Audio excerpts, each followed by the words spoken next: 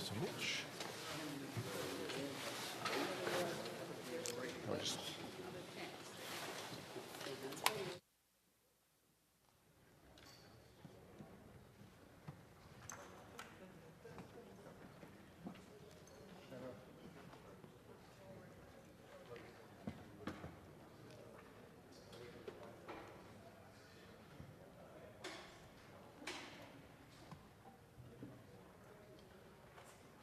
Orders of the day. Orders of the day, ordre du jour, government orders, government bills commons, consideration at report stage of Bill C-42, an act to amend the Canada Business Corporations Act and to make consequential and related amendments to other acts. There is one motion in amendment standing on the notice paper for the report stage of Bill C-42. Motion number 1 will be debated and voted upon. From maintenant soumettre la motion numéro 1. I now submit motion number 1 to the House. Mr. Viss, seconded by Mr. Muse, moves that Bill C-42 be amended by deleting the long title. Debate. The Honourable Member for Mission Mascouy Fraser Canyon. Thank you, Mr. Speaker, and it's a pleasure to rise on Bill C-42, an act to amend the Canada Business Corporations Act and to make consequential and related amendments to other acts. The amendment I outline is due to the fact that we really didn't study or work on too many other acts. Mr. Speaker, earlier last week, when we finally had time to debate this bill and study it extensively at committee, it was very unfortunate that we had our committee witnesses appear the hour before we were to discuss amendments and go through the clause by clause of the bill. Unfortunately, Madam Speaker, now that there was some aspects of the bill that could have been improved had we had more time. For example, the threshold for significant control. While the government repeatedly claimed that 25% is the international standard, witnesses made clear that it was only a guideline and that Canada could be a leader by reducing it. James Cohen, Executive Director of Transparency International, noted, "I don't think for one that lowering the threshold from 25 to 10% and a risk-based approach are mutually exclusive. I think they actually go hand in hand. To note, the 25% isn't so much a standard as it was an initial global recommendation that everyone just kind of grabbed onto. Furthermore, when asked if a lower threshold would create an unnecessary administrative complications, Superintendent Denise Baudouin, Director of Financial Crime for the RCMP, stated, "From the RCMP standpoint," and I quote, "is that the more names and more information, the better, because as we're trying to make links to criminal investigations, it certainly can help." Both Conservative and NDP members of the committee tabled amendments to reduce the threshold for significant control from 25 to 10%. However, they were blocked by the Liberal and Bloc Québécois members. The next aspect of the bill that could have been improved had we had more time to actually go through the amendments and hear from expert testimony relates to searchability. Conservatives tabled 2 amendments to improve the searchability of the public registry, which were both raised by Transparency International in their submission. The first would have required that the jurisdiction of residence for tax purposes and the name of the corporation be included for each individual listed on the registry. The second would have added specific language to the bill requiring that the registry be made available to the public in a searchable formats. Other good faith amendments that were rejected included inclusion of real estate in C-42. The interoperability measures that could have improved the ability of improving the ability of working with provinces and territories to actually have all the data that our law enforcement needs to go after white-collar crimes. The next clause that was deleted that I think could have improved the bill related to law enforcement access. This amendment would have added specific language to the bill to ensure law enforcement and other investigative bodies like FINTRAC can access information from the director rather than having to go to corporations individually. It also would have removed reference to prescribed circumstances in relation to exceptions, ensuring that only minors are automatically exempted from having their information disclosed and that all others must apply for an exemption and prove that it is necessary. There was a good faith amendment brought forward by the Conservatives and recommended by Transparency International related to post boxes. This amendment would have barred individuals from listing a post office box as their address to be made in the public registry. Transparency International and the End the Snowwashing campaign requested that this be included in the bill. Ministry staff assured members that disallowing the use of post boxes is already standard practice at Corporations Canada, and including this language in the bill would be unnecessary. However, that analysis didn't account for the fact that the provincial registries may have different guidelines, and if we're truly to seek interoperability and go after white-collar crime, we have to be more open to explicit language and legislation like this to give law enforcement, again, the tools they need and to close as many loopholes as possible. Another good faith CPC amendment related to penalties on provincially registered corporations. This amendment would have changed the definition of a corporation in the context of offenses to include provincially regulated corporations. This was important to ensure that when we reach a stage of interoperability, all registries, either provincial or federal, all people that would be in contravention of the bill or of the hopefully future law would be subject to the same penalties and convictions under the Criminal Code of Canada. I will note that the Conservatives in good faith did support an amendment that we also tabled to increase the fines for people committing an offense under the Corporations Act, and in good faith that was supported, and that was one positive aspect of this process at committee. But overall, Madam Speaker, I think this bill, while enemy can't be the perfect of the good. I think this bill could have used just a few more meetings, hearing from witnesses to get it at a stage where we could be really assured that we made the necessary amendments appropriate. And I say that because there was good faith commitment from all parties on this legislation to move quickly. And I'll just repeat again, it is not good parliamentary practice to have serious witnesses appear an hour before we're doing clause by clause, especially when they're bringing forward substantive amendments and had very little time to present. And I'll just go over some of the positions of the Canadian Bar Association. They had concerns with public access to the beneficial ownership registry and ensuring that Bill C-42 complies with the Canadian Charter of Rights and Freedoms.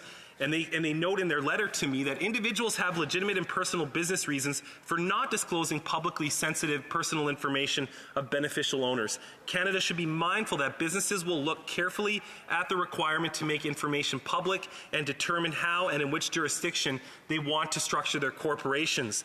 Public disclosure of additional corporate information may deter corruption and money laundering and frustrate the efforts of fraudsters to use sham corporate vehicles for criminal purposes. However, it may also increase identity theft, which could undermine the anti-fraud rationale of the registry. Again, Madam Speaker, I think we needed to hear more from the Canadian Bar Association to get the balance between personal information, that information being disclosed publicly, and the need for law enforcement to have the necessary tools to do their job effectively. Indeed, in their letter, the Canadian Bar Association said a key aspect of this bill is indeed balancing public interest and privacy rights. They noted the 2022 Court of Justice of the European Union examined an anti-money laundering directive establishing a register of beneficial ownership where some information on the beneficial owners was accessible to the general public.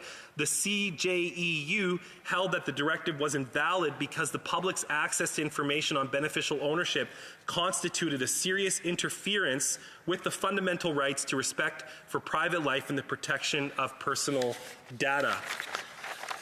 Although they did appear before committee, they had very limited time to bring forward all of their amendments. In fact, we only received their amendments from Publish What You Pay Canada, Transparency International, and Canadians for Tax Fairness on June 8th. They outlined a number of really key amendments that, in fact, some of which we were able to get on the floor at the very last minute. But I think, again, Madam Speaker, had there been a week in between hearing from serious witnesses and actually going through the amendment process and clause by clause, this bill could have been just a bit better. For example, they had Transparency International outlined verification of identity of a significant individual. They believe that the language from they recommended, for the Government of Canada to review Division 2 and consider amendments requiring corporations to provide identity documents to the registrar upon request for the specific purpose of verification. They also outlined the need to improve intergovernmental cooperation, which was a big aspect of the work we did to study the legislation. They also pointed out the need, especially in the context of a place like British Columbia, where we see a lot of foreign investment, or at least a lot of foreign money entering our real estate market, entering local businesses, that more be done to ensure that the country of residence, the name of a corporation, and valid government ID be part of these registries moving forward. And indeed, as I outlined earlier, they mentioned that post office boxes should be included and may not be used as a place to do business in Canada. Overall, Madam Speaker, we did get some good work done on this, but a lot more could have been done, and I thank you for your time today. Questions and comments? The Honourable Member for Nepean. Thank you, Madam Speaker. Corporations, the joint stock companies, were conceived, I think, almost 150 years back as a means to channel the individuals to pool in their resources, to de-risk their investment, channel their resources for commercial gains. So that is the fundamental reason why this corporation exists. It is not the right of any individual, Canadian or outside people outside of Canada. They don't have the right that they should form a corporation. They can form a corporation, but the details be not made public. I would like to ask the honourable member whether he agrees that because it's a privilege offered by the governments to individuals to form corporation, necessarily the fundamental details of the name of the shareholders and their citizenship be made public. Member for Mission Matsqui, Fraser Canyon. Well, I'd like to thank the honourable member for Nepean for a very excellent question. I actually raised his testimony from the debate we had earlier at second reading during the amendment process, that we do more to ensure that valid government identification is included in the registry, maybe not on the front end that the public can access, but making sure that our law enforcement agents can in fact review that information in a timely manner. And indeed, yes, citizenship and current address should be included as part of these measures as well.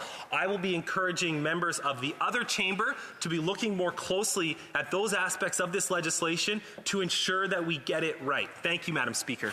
Questions et commentaires, l'honorable député de Joliette. The Honourable Member for Joliette. Merci, l'honorable. Thank you, Madam Speaker. I'd like to thank my honourable colleague for his speech. My question has to do with American Congress. Right now, they're passing the same type of registry. Some rumors say that they don't want to actually set it up because it would undermine funding the constant campaign of American elected officials. That is, being able to retrace where the money's coming from. Could that be considered a point in this House? Thank you, Madam Speaker. And if we're to make a comparison between the weigh information for someone who donates to a political campaign in Canada versus the United States, I think we can rest assured that in Canada, we have a maximum donation of $1,700 for an individual. No corporations are allowed to donate in Canada, and we have a public registry that is updated on a regular basis by Elections Canada. So I think in Canada, we've done a very good job of creating a level of transparency, so everyone in our country knows who donates to which political party. Indeed, in America, the arrangement between corporations and donating to elected officials is very different, and I'm very proud of the Canadian system that we have today. Thank you, Madam Speaker. Honourable Member for Elmwood-Transcona. Thank you very much, Madam Speaker. The thing that stood out to me most about the member's speech was when he said that we shouldn't let the perfect be the enemy of the good in this case. And I take his points about the process. I do think there are ways that this model can be improved upon, but I'm also cognizant of the fact that I believe in order for this registry to be implemented by the beginning of 2024, that this legislation has to pass before the end of the month in order to give officials time to implement the will of Parliament on this matter. I know that there's a sense of urgency because of Russia's illegal invasion of Ukraine and the extent to which folks think that Russian oligarchs do have assets in Canada, and that a public beneficial ownership registry will be an important tool in pursuing those folks. In the opinion of this member, should we get this legislation passed by the end of the month in order to allow for this registry to be put in place in a timely way that allows Canada to pursue those Russian oligarchs that are hiding assets in Canada? Honourable member for Mission Maskey Fraser Canyon. Well, indeed, the member from Winnipeg raises some important points. I don't believe any of the security officials that appeared in their limited time at committee referenced a correlation between this legislation and the invasion by Russia into Ukraine. Excuse me. I think what's important in this registry is that we balance, as the lawyers of Canada outlined in their information to the committee, that we balance the Charter of Rights, Freedoms to personal protection of information with the need for a public registry to ensure that we end snow washing in Canada. Indeed, that is even if we were meeting next week on this legislation, would have been enough to get to where we needed to be. For that reason, because we weren't able to get as far as we needed, we're going to have to push for amendments in the Senate, which is actually going to slow the process down more. So we're better off to do our work very well the first time and not the second. We have to resume debate. The honourable member for West Vancouver, Sunshine Coast, Sea to Sky Country. Madam Speaker, I rise today to offer a few thoughts on Bill C-42, which proposes amendments to the Canada Business Corporations Act, or CBCA, and makes consequential changes to other statutes to create a federal beneficial ownership registry. This registry will be arguably the most important tool we can utilize to better detect, deter, and prosecute money laundering, tax evasion, fraud, and terrorist financing activities. First of all, let me congratulate all members of the Standing Committee on Industry and Technology for their hard work. They studied a bill with more than 28 clauses dealing with a highly complex subject matter and heard from numerous stakeholders who represent a spectrum of views. Amongst other factors, the committee heard that the interoperability of the registry is a key concern and is, in fact, a key ingredient to the success of a pan-Canadian beneficial ownership registry. And certain witnesses appearing before committee emphasized the need to ensure adequate alignment both domestically and internationally. And the need for this is obvious given the transnational nature of organized crime and the complexity and sophistication with which actors can conceal the true owners of different assets. And we need to be able to work together to counter this. Interoperability has many dimensions, but it generally means that Canada not only respects international best practices on thresholds and uses the best available data standard, but that Canada is similarly aligned with domestic best practices so that provinces are enticed to join a pan-Canadian registry, and so that information can seamlessly be shared to trace illicit activities across jurisdictions.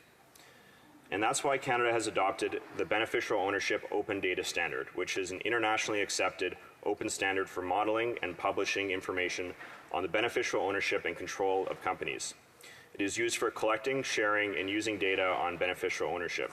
And Canada's use of the standard will ensure that our registry can communicate and speak with the same technical language as beneficial ownership registries around the world, as well as with our provincial and territorial partners.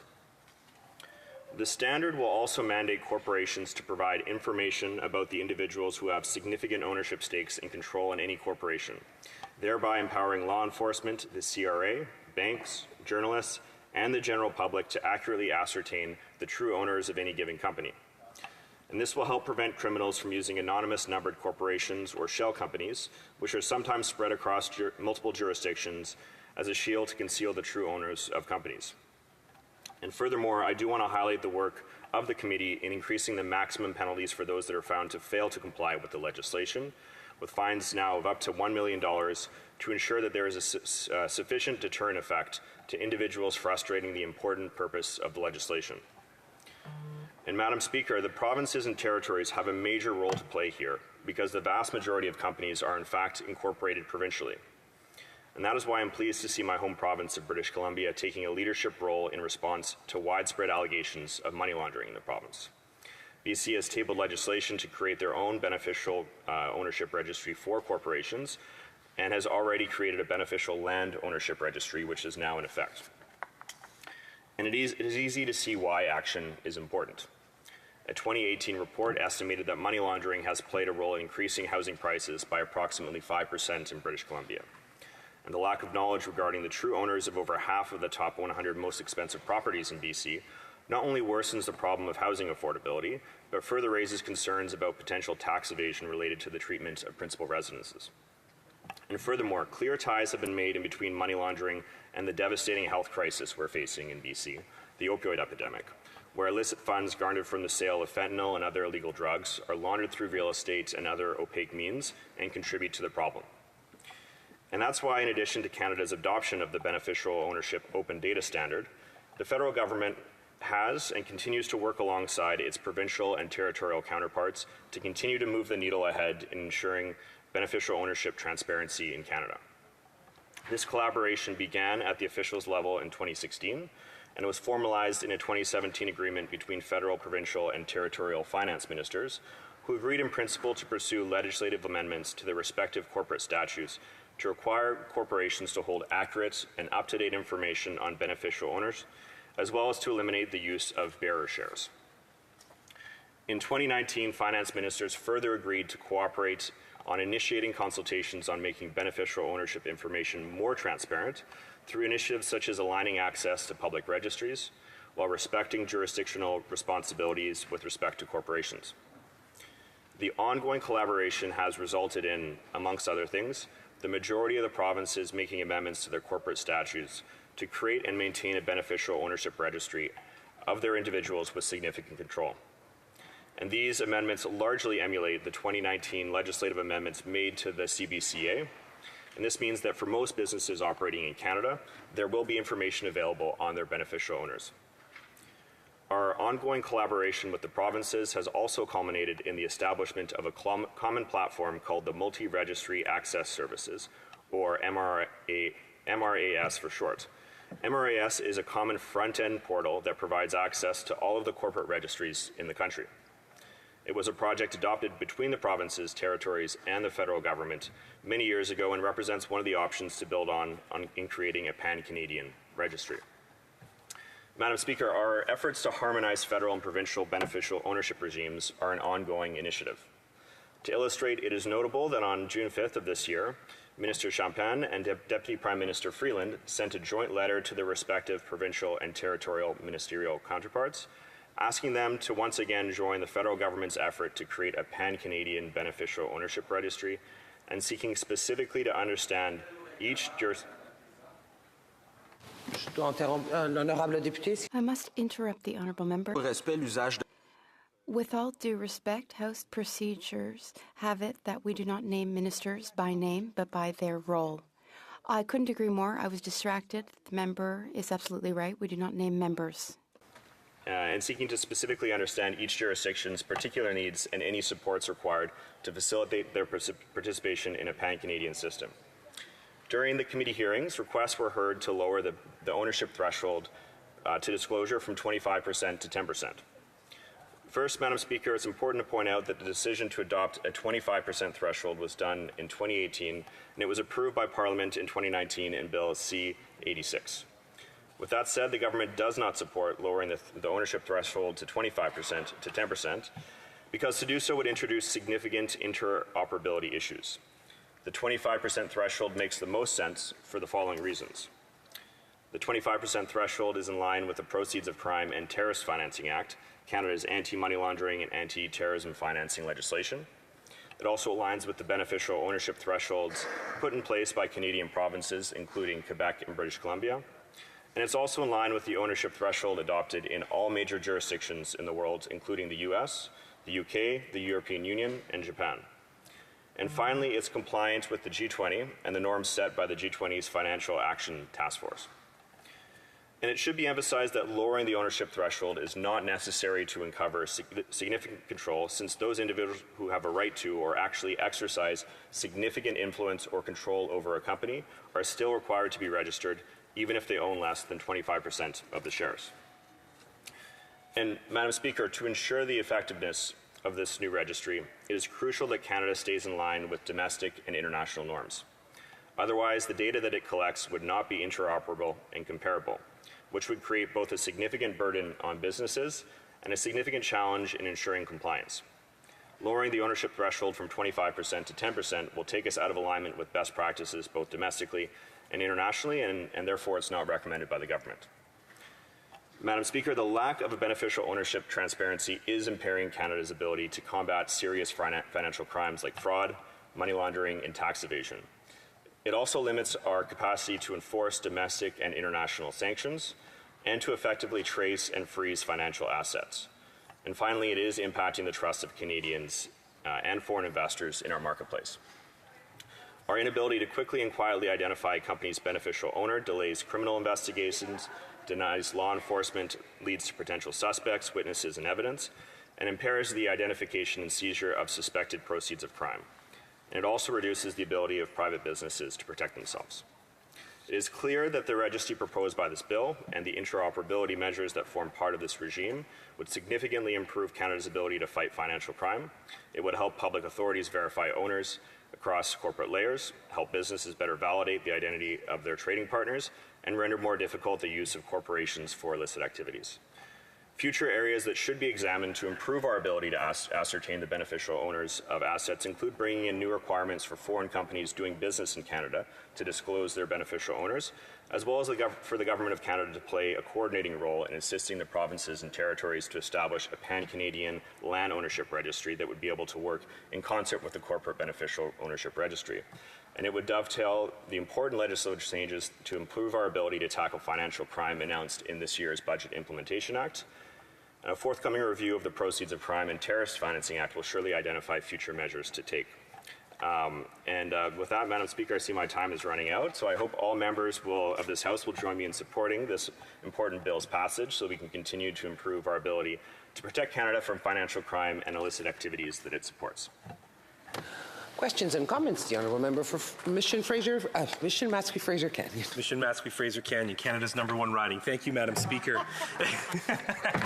And I'd like to thank my neighbour from West Vancouver for his speech today. I'll just note that during the witness testimony, we heard from Transparency International and the RCMP that the standard practice that the government keeps talking about wasn't actually a standard practice. It was just a norm that became adopted. But I fail to see why the government sees such an impediment to decreasing the threshold as if it's going to suddenly stop us from doing more work. The RCMP want it. The leading experts in Canada on money laundering think lowering the threshold is a good idea.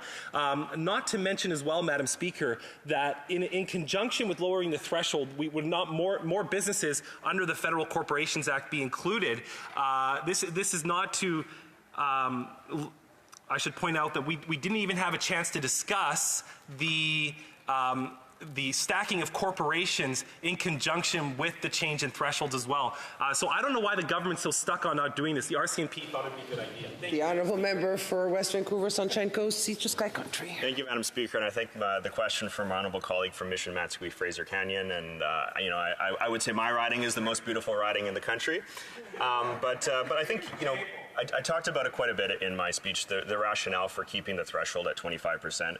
Really, it's important that it would be seamless to operate with all the jurisdictions around the world that are implementing this. And so making sure that we're consistent of that will be very, very helpful and seamless for that information to be shared. But I think there's always opportunities to see, if this might be changed down the road. I know some jurisdictions are actually now thinking of lowering the threshold. And if that were to take place, and that was taking place around the world, then I think there would be a good rationale for us to emulate that. But I think as it stands right now, this is the standard, and it's important for us to be consistent. L'Honorable Député de Joliette. The Honourable Member for Joliette. Thank you, Madam Speaker. First, I welcome both of my honourable colleagues to come and visit the riding of Joliette, and then they might change their minds about which is truly the most beautiful riding. I would like to commend my honourable colleague on his excellent speech, chock full of good content, and he said that the process in working with provinces was beyond reproach, and That's true. Provinces were consulted properly. It's very rare these days, and I thank the government for that. But we do need to go further. We need to have access to true beneficiaries of businesses, such as those in tax havens. What does a colleague feel about that? Merci, Madame la Présidente, et Thank you, Madam Speaker. merci, mon collègue de I thank my colleague from Joliette for his question. J'ai hâte de voir. I look forward to visiting his riding. His question is a good one.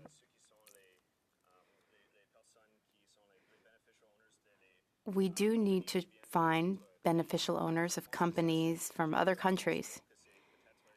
I mentioned in my speech that that may be an issue we can look into for future changes to the Act. This may be a problem we encounter. The means of criminals are rather sophisticated. They often operate in multiple jurisdictions and countries. We do need to look into that so that we can address it. Madam Speaker, and there is no debate that I do live in the most beautiful riding in the country. But Madam Speaker, through my colleague who's also from British Columbia, there was a really important study done by the Standing Committee on Fisheries and Oceans called Sharing Risks and Benefits, and it was by commercial fishers to ensure that their needs are being met, because we have a broken fishing commercial industry in Canada. On the East Coast, we've got a local ownership model. In the West Coast, we've got a concentration of commercial interests. And one of the top asks of commercial fishers and in this study was to ensure we know who owns the quota in our public fishery. So through you, Madam Speaker, to my colleague, can he assure that commercial fishers in Canada will know through this legislation who owns the quota, so that we can better manage our fisheries and ensure that the concentration of wealth actually ends up in the hands of those fishing for our The honourable member for West Vancouver, Sunshine Coast, Sea to Sky Country. Thank you, Madam Speaker, and I want to thank my honourable colleague from Courtney Alberni for the question. And also just to wish him well. I know there's been some serious issues with forest fires and impacting transportation throughout his riding, so I wish him the best, and it's good to see him here. And I very much agree with the premise of his question. The fact that we don't know how the quota is allocated is something that is of significant concern. And I certainly support looking into what that might look like to have that quota allocated to the fishermen itself, not companies that are perhaps reselling that quota. And now that we have created this beneficial ownership registry, it would be interesting to see how that might be able to be expanded to the owners of the quota as well, so that we can better understand. Et nous devons reprendre le débat. We will now resume debate. The honourable member for Joliette. Thank you, Madam Speaker. As we've stated, we support C-42. This legislation will reveal who is really behind limited companies. C-42 will make it easier to combat tax evasion, money laundering, and the financing of illegal activities. What's more, the process that led to the introduction of the bill is beyond reproach. It was respectful of the jurisdictions and autonomy of Quebec and the provinces. This approach is increasingly rare in Ottawa, and we applaud it. Finally, I would like to remind this House that Quebec has its own registry already. But, Madam Speaker, if we believe in tax justice, then it is high time to seriously crack down on the use of tax havens. As you know, by using tax havens, the very wealthy avoid taxes like never before. This is also true of big banks, multinationals, and web giants. These companies defend themselves by claiming that their schemes are legal, even though their greed is completely immoral. I would like to refer here to two economists, Emmanuel Saez and Gabriel Zerman, who provide a good illustration of the method used in their book, Le Triomphe de l'Injustice, The Triumph of Injustice. First, they explain that the legal framework for multinationals has changed very little since they were first conceived in the 1920s. Subsidiaries of the same multinational company are treated as autonomous entities. For example, Apple Ireland is a company in its own right, separate from Apple America. Since the Irish tax rate is half that of the United States, it is in the multinational's interest to transfer its profits there to pay half the tax. In principle, subsidiaries should exchange goods and services at market value as if the entities were independent of each other. In practice, however, they have a great deal of leeway, which allows them to shift their profits toward tax havens. The principle, which is more or less always the same, was developed in the 1990s by tax optimization consultancy groups. It involves the sale between subsidiaries of assets that have no market price, such as logos, brands, management services, or financial services. Economists give example. How much is the Apple logo worth? Nobody knows. It has never been sold on any market. Or what is the price of Nike's famous swoosh? Or the technology that powers Google's search engine and advertising algorithms? It's impossible to say precisely, which allows companies to trade these assets internally at whatever value suits them. Les cabinets vendent des conseils. So firms are selling one-stop shop advice. That is, an inventive intragroup transaction accompanied by a transfer pricing certification deemed to be correct. Saez and Zuckman note the result in their book. Thanks to the proliferation of intra-group transactions carried out at rigged prices, hundreds of billions in profits are recorded in countries where taxes are low and small amounts where taxes are high. Economists estimate that 800 billion US of multinationals' profits are transferred to tax havens. This represents 40% of their profits worldwide and 60% of the profits of US multinationals. Deloitte, Ernst & Young, KPMG, and PricewaterhouseCoopers, the Big Four audit firms, offer variations of these arrangements to their clients around the world. And it's always the same thing. The authors give two more examples. Quote, in 2003, a year before its IPO entry in August 2004, Google sold its search and advertising algorithms to Google Holdings, one of its subsidiaries registered in Ireland but located for Irish tax purposes in Bermuda, an archipelago in the Atlantic where its management functions are supposedly located. The transfer price is secret, but certainly not very high. Otherwise, it would have had to be declared to the SEC, Securities and Exchange Commission. Saez and Zuckman put it at a maximum of 700 million US, while these same algorithms enabled Google Holdings, for example, to declare US 22.7 billion in business in Bermuda in 2017 alone, 30 times more in a single year. That's what we call a goose that lays golden eggs, Madam Speaker. In Asia, they use Singapore rather than Bermuda. The tax rates for multinationals there is also zero. A second example, in 2004, Skype. It was founded by someone from Sweden and someone from Denmark. It transferred most of its technology to its Irish subsidiary.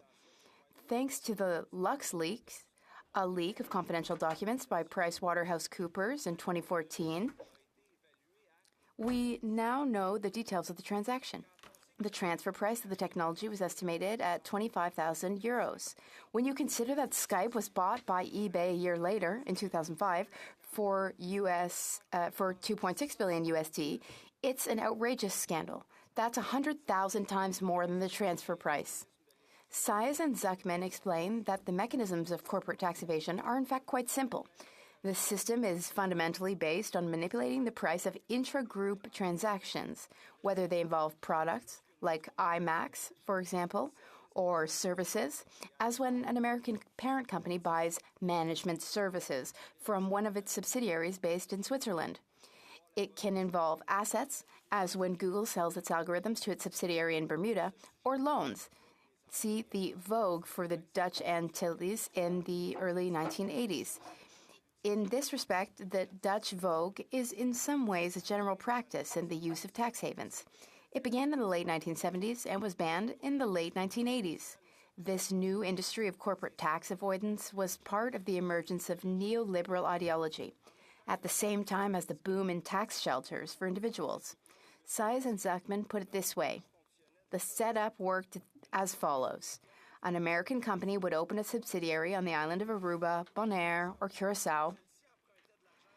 The subsidiary would borrow money from a European bank at the prevailing rate. around 3%, and then lend it back to the American parent company at a much higher rate, around 8%. The difference in rates enabled profits to be shifted from the United States to the West Indies. As you know, Madam Speaker, the use of tax havens really took off in the 1990s. With the fall of the Berlin Wall, neoliberalism triumphed. The new generation of company directors no longer saw themselves as having any role in society other than serving their shareholders.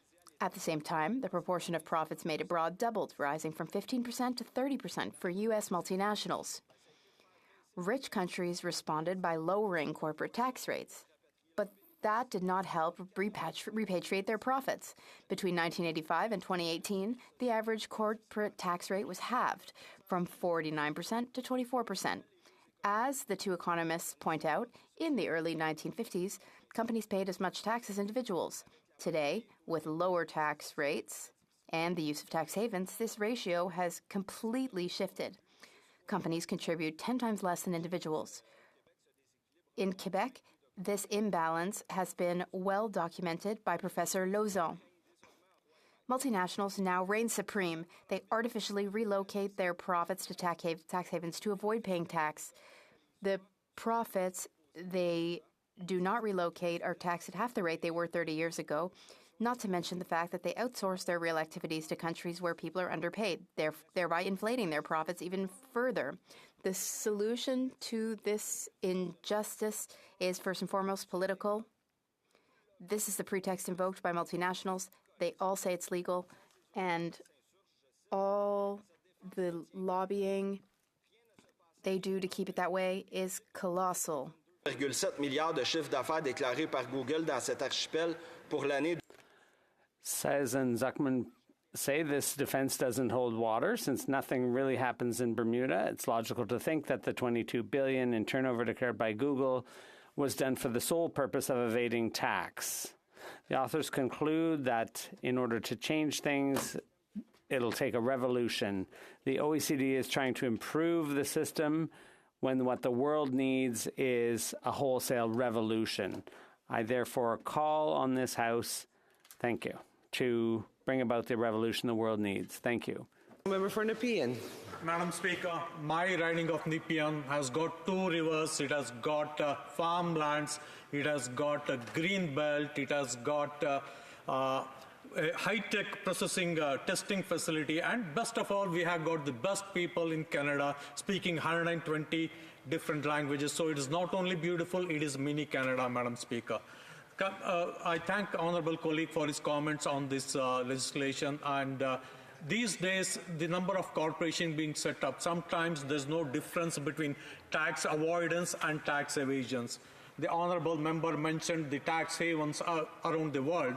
I want to pick his brain and his comments on the global corporate minimum tax that is being proposed that will get implemented soon. L'honorable député Joliette. The honourable member for Joliette. Thank you, Madam Speaker, and I'd like to thank my honourable colleague. I'd be delighted to visit his beautiful riding, that's for sure. When it comes to this solution that was suggested, I think it would be a good one. And I think the Biden administration, if they backed it, that would help move things forward in line with the OECD and the G7. But former French President Sarkozy said after the last world economic crisis that it was time for this to happen, but nothing's happened since. And 15% is not enough, but it's a good step in the right direction. The honourable member for Lévis-Lotbinière.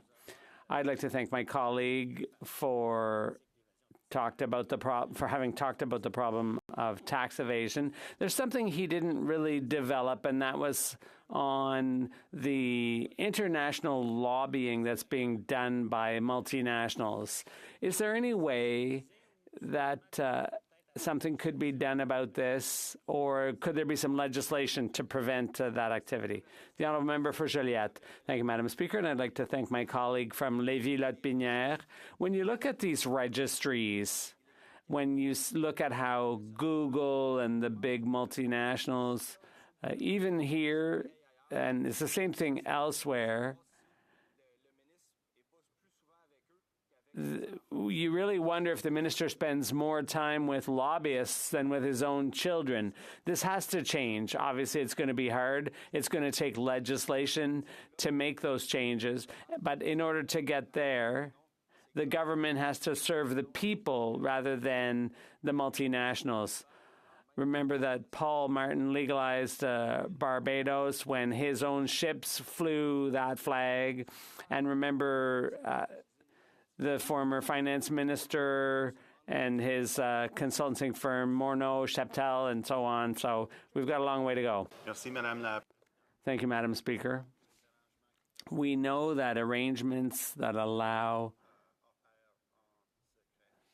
companies to operate in secret, that those arrangements exist, but we know that it's no secret that often governments don't have enough revenues to pay for the services that the public needs. So I wonder if my colleague could talk a bit about the consequences of that foregone tax revenue.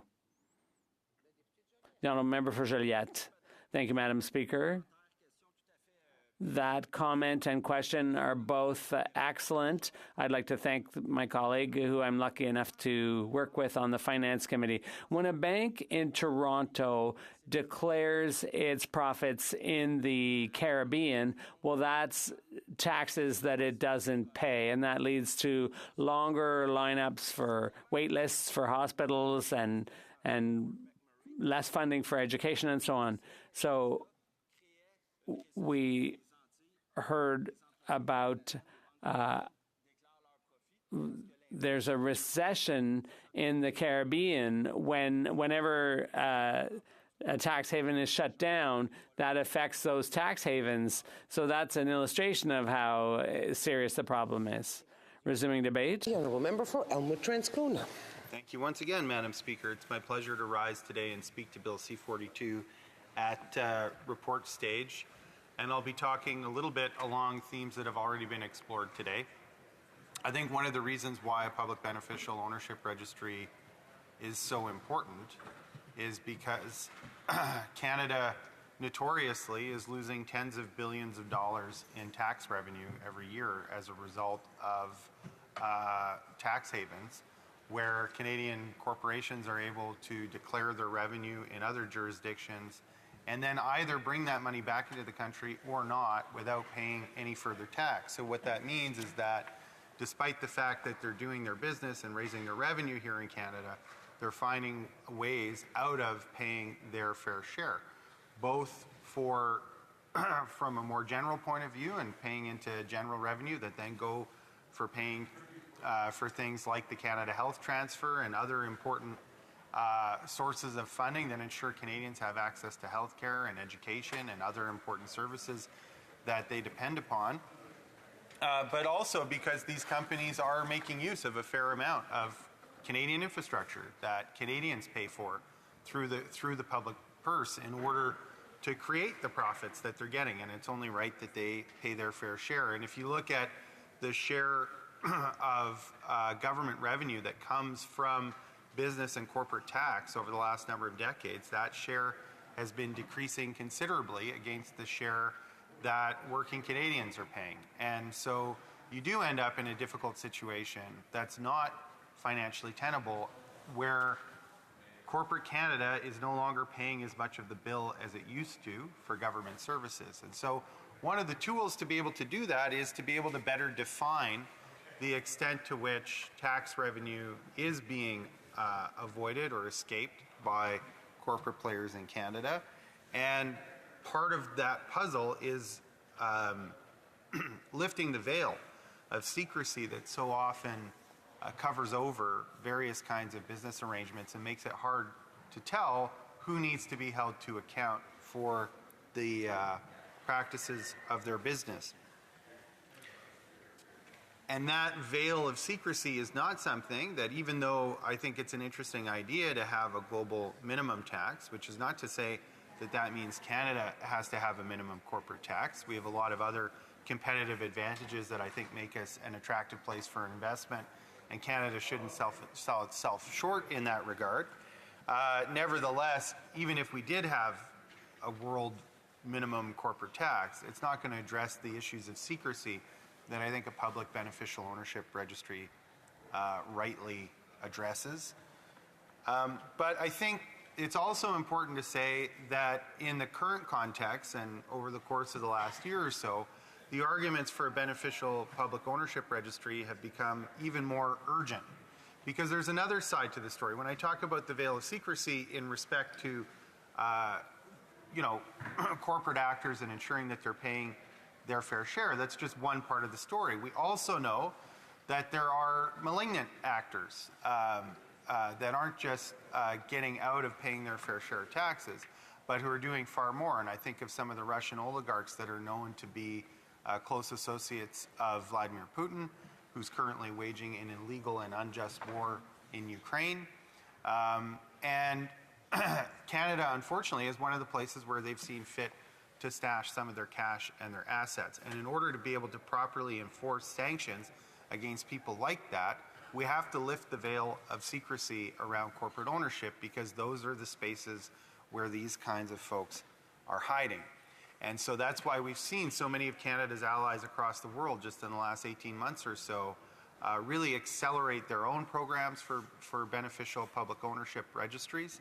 And it's why Canada can't be left behind. Now, my understanding is that in order to implement this registry, it will take some time after the legislation passes in order to be able to do that.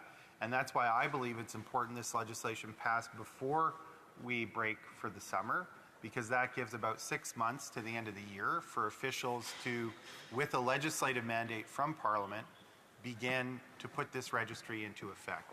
And I think that that is one thing that we can do in order to support Ukraine and to ensure that Canada isn't a haven for those that would do Ukraine harm. It's why I think this has to pass with urgency. And I take some of the points that were made earlier in debate about the imperfections of process at committee. What I'm hearing is that there is some goodwill around this bill and a willingness, I hope, as we move forward, to look at some of the weaknesses of the bill and improve upon it in the future. But I would rather see us be improving upon something that's in place than continuing to talk about what might come to be in a context where the buddies of Vladimir Putin are having a relatively free run here in Canada because we don't have the information we need in order to be able to adequately track those sanctions. Just as an example, there's been talk about lowering the ownership threshold under the Public Beneficial Ownership Registry. That's an idea I am quite open to, but I'm also mindful that if this registry is going to be a success, we need to have participation from the provinces. My understanding is that where provincial registries already exist, the threshold is around 25%. So that's a conversation where the federal government needs to work with the provinces and bring everyone along together in order to lower that threshold. If we end up with a federal registry with a lower threshold and some provinces decide not to participate or it delays their participation, I don't think we'll be doing ourselves a service. So that's why I think that while there is certainly room for legitimate criticism and I think an opportunity to do better as we learn more about public beneficial ownership registries and how to do it better, it shouldn't delay this legislation passing before summer so that this can be brought into place in a timely way and Canada can begin applying more pressure, as it rightly should, to folks that are supporting Vladimir Putin and his illegal war in Ukraine. Thank you, Madam Speaker. Questions and comments? Questions et commentaires. The Honourable Member for the Honourable Parliament Secretary to the Minister of Health. No questions? Okay. The Honourable Member for Mission Massaquoi Fraser Canyon. Thank you, Madam Speaker, and thank you to the member from Winnipeg for his speech today. I'd like to understand why the rationale behind lowering the significant threshold from 25 to 10%. Indeed, the New Democratic Party supported this amendment after hearing testimony during the debate at committee about why Canada should be a leader in money laundering by adopting a more progressive threshold, which was outlined by the RCMP. Thank you, Madam Speaker. The Honourable Member for Elmwood Transcona. Yeah, I mean, I think as the member likely knows, I mean, when we talk about problems in the tax regime and folks that would like to evade paying their taxes, they can often structure their business in a way to come just right up to the threshold but not exceed it. And so with a 25% threshold, I think the concern is that it leaves a lot of latitude for corporate organization to be able to go right up to a relatively higher threshold. However, as I say, I think if Canada is going to have a lower threshold, which I'm quite open to as an idea, that's not a decision that can be just taken here in Ottawa alone. It's a decision that the provinces have to go along with. It sounds like we're not there yet, unfortunately. I don't think we should delay setting up the registry while that conversation happens. And I certainly encourage the federal government to have a strong dialogue with provinces about how to get that threshold lower. But we should enable the government to set up that infrastructure now while those conversations are having, instead of insisting on the conversation before the infrastructure. L'honorable député Joliette. The honourable member for Joliette. Thank you, Madam Speaker, and I'd like to thank our colleague for that very interesting speech.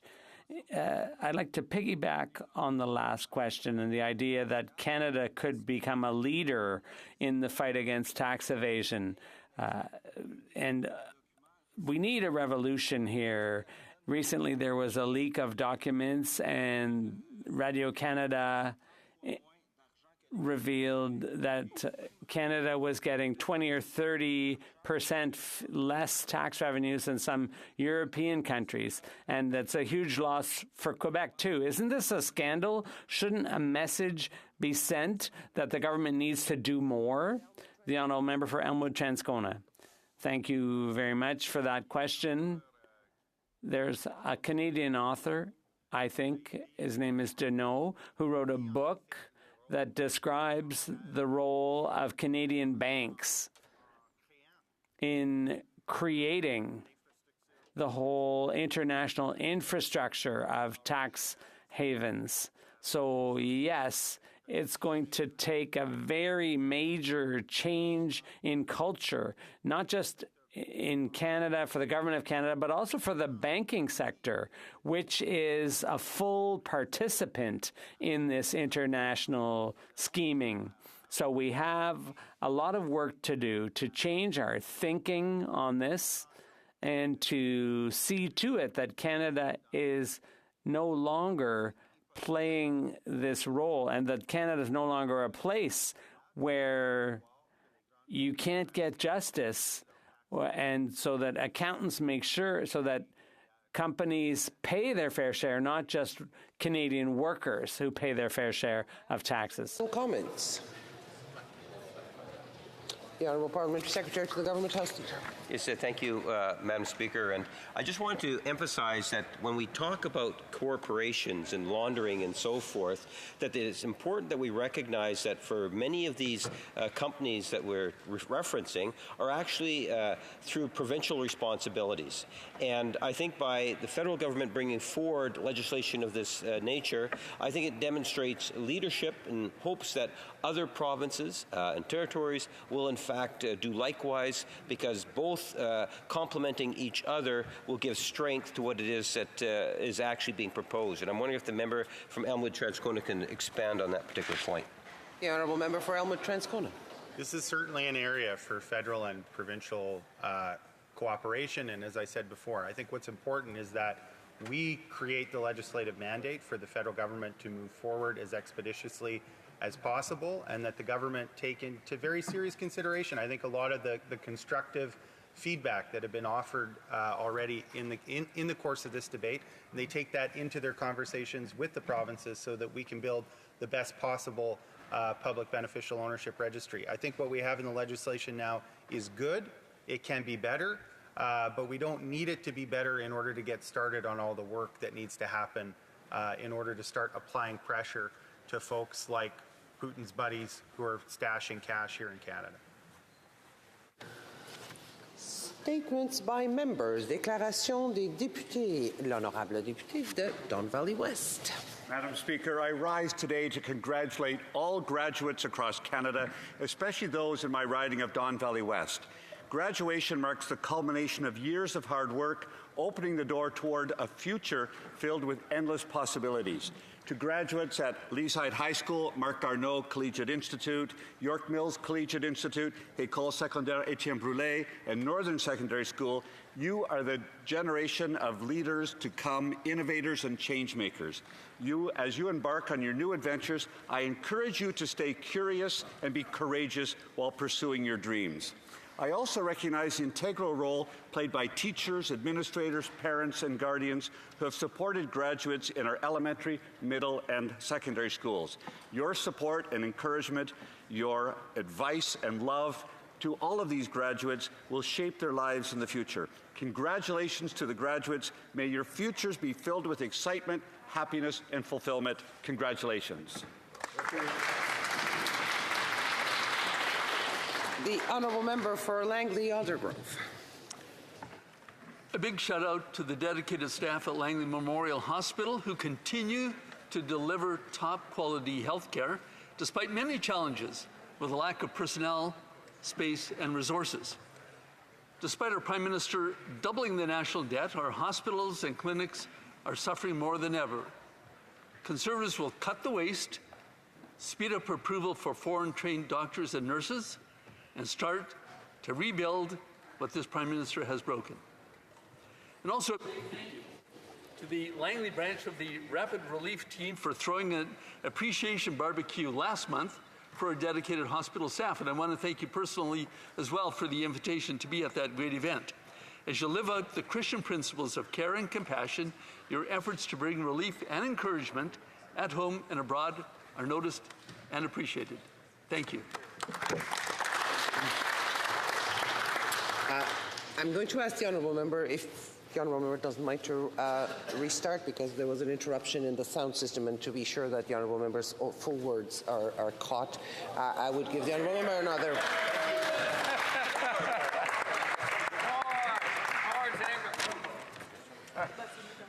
A big shout out to the dedicated staff at Langley Memorial Hospital who continue to deliver top quality health care despite many challenges with the lack of personnel, space, and resources.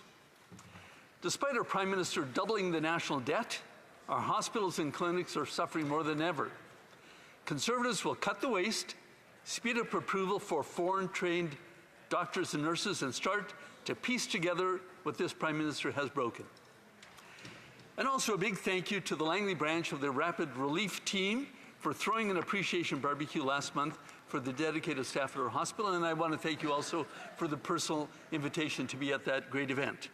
As you live out the Christian principles of care and compassion, your efforts to bring relief and encouragement at home and abroad are noticed and appreciated. Thank you. The honourable member for Ottawa West Nepean. Madam Speaker, I rise today to pay tribute to James Wilfred Eagle, a decorated veteran and respected community leader among the Ojibwa people who passed away in April. Jim Eagle served in Korea with the Princess Patricia's Canadian Light Infantry and went on to serve 25 years in the CAF, reaching the rank of sergeant. Jim was a residential school survivor. He spoke his language fluently and provided for the Indigenous community through his work with the Odawa Native Friendship Centre and the Wabano Centre. He was a leader in the Ottawa chapter of the National Aboriginal Veterans Association, where he was instrumental in creating the National Aboriginal Veterans Monument in Confederation Park here in Ottawa. Jim left behind his wife, Cecilia, children, grandchildren, and great-grandchildren. We owe Jim a deep debt of gratitude. He was a warrior. He was a true hero. He lived a good life. Miigwech, Jim. Thank you, Madam Speaker.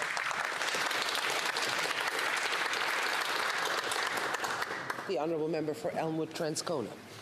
Madam Speaker, I rise today to celebrate the career of two United Church ministers, Carol Fletcher and Jeff Cook. At the end of June, Carol and Jeff will retire after 35 years of ministry at Transcona Memorial United Church, serving the congregation and the wider community. In the course of their exemplary community ministry, Carol and Jeff have answered Jeremiah's call to seek the welfare of the city we are in. Since coming to TMUC in 1988, their stewardship has supported the Transcona Food Bank, Families Connecting Groups, a nursery school, the Transcona Council for Seniors, the Transcona Scouting Movement, and put Transcona on the map of the World Messy Church movement, among other things. In recognition that Jesus loves us as we are, Jeff and Carol guided our congregation to formally becoming an affirming ministry. They created opportunities to learn what it means to live as treaty people, and they fostered connections with newcomers, nurturing English conversation groups, and most recently providing support to people from Ukraine. On behalf of the congregation and the wider community, I thank Jeff and Carol for their good work and wish them all the best in their next chapter. The Honourable Member for Vimy. Madam Speaker, this Sunday we will celebrate our fathers and the sacrifices they made for us all. I dedicate this statement to my father, who is 91 years old. His name's Elias. He survived the war. In 1957, he left a poor Greek village to settle in the city of Montreal with no education and no money. He didn't even speak anything but Greek. Started working at a factory and spent time earning extra income by playing bouzouki and entertaining others like him of the diaspora at Greek nightclubs. Many years later, in 1977, he started a successful business where he did not take a day off for 3 years. He achieved the Canadian dream in one generation and taught me the value of hard work, a love for Canada, but also about real love, openness, and faith. Thank you, Daddy. Σε ευχαριστώ πολύ και σ' αγαπώ αφάνταστα, μπαμπά μου.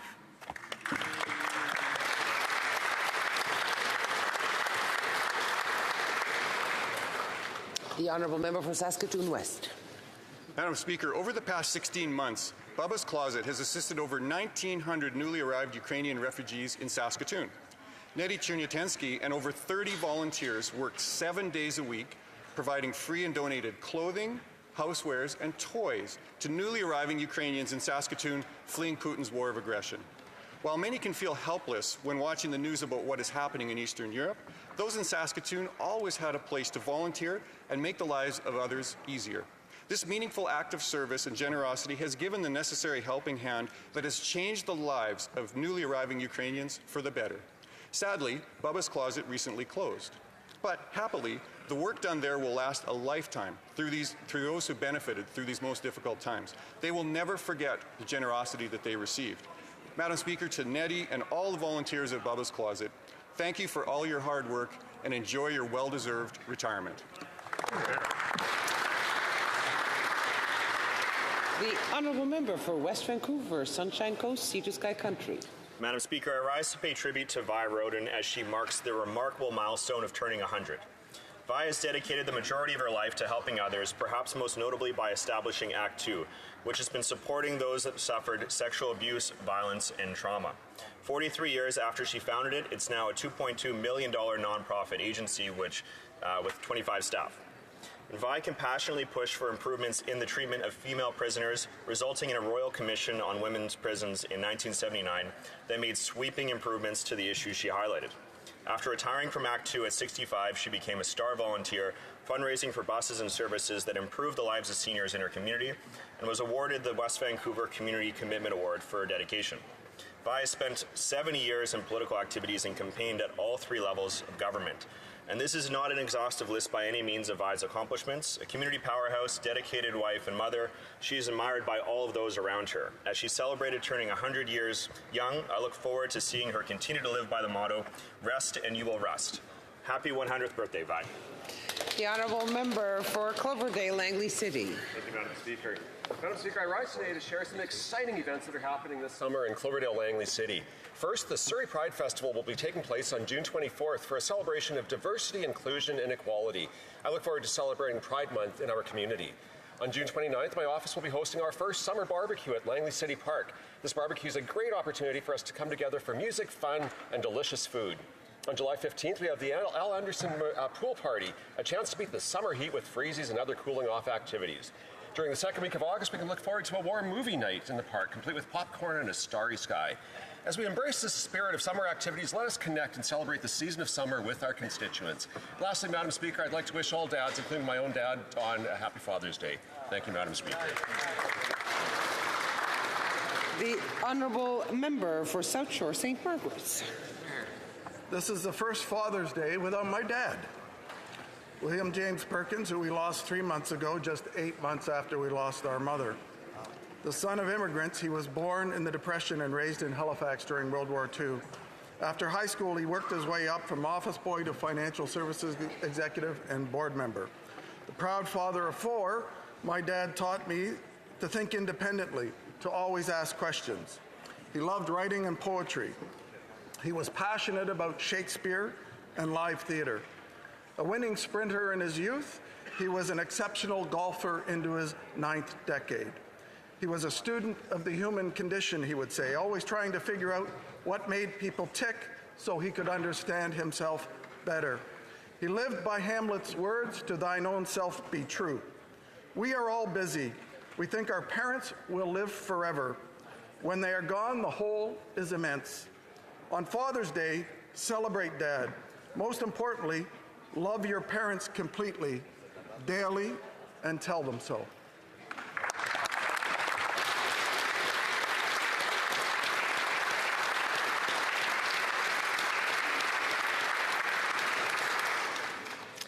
The honourable member for Milton. Thank you, Madam Speaker. June is Men's Health Month. This week has been International Men's Health Week, and this past week we also recognized June 15th as Men's Mental Health Awareness Day.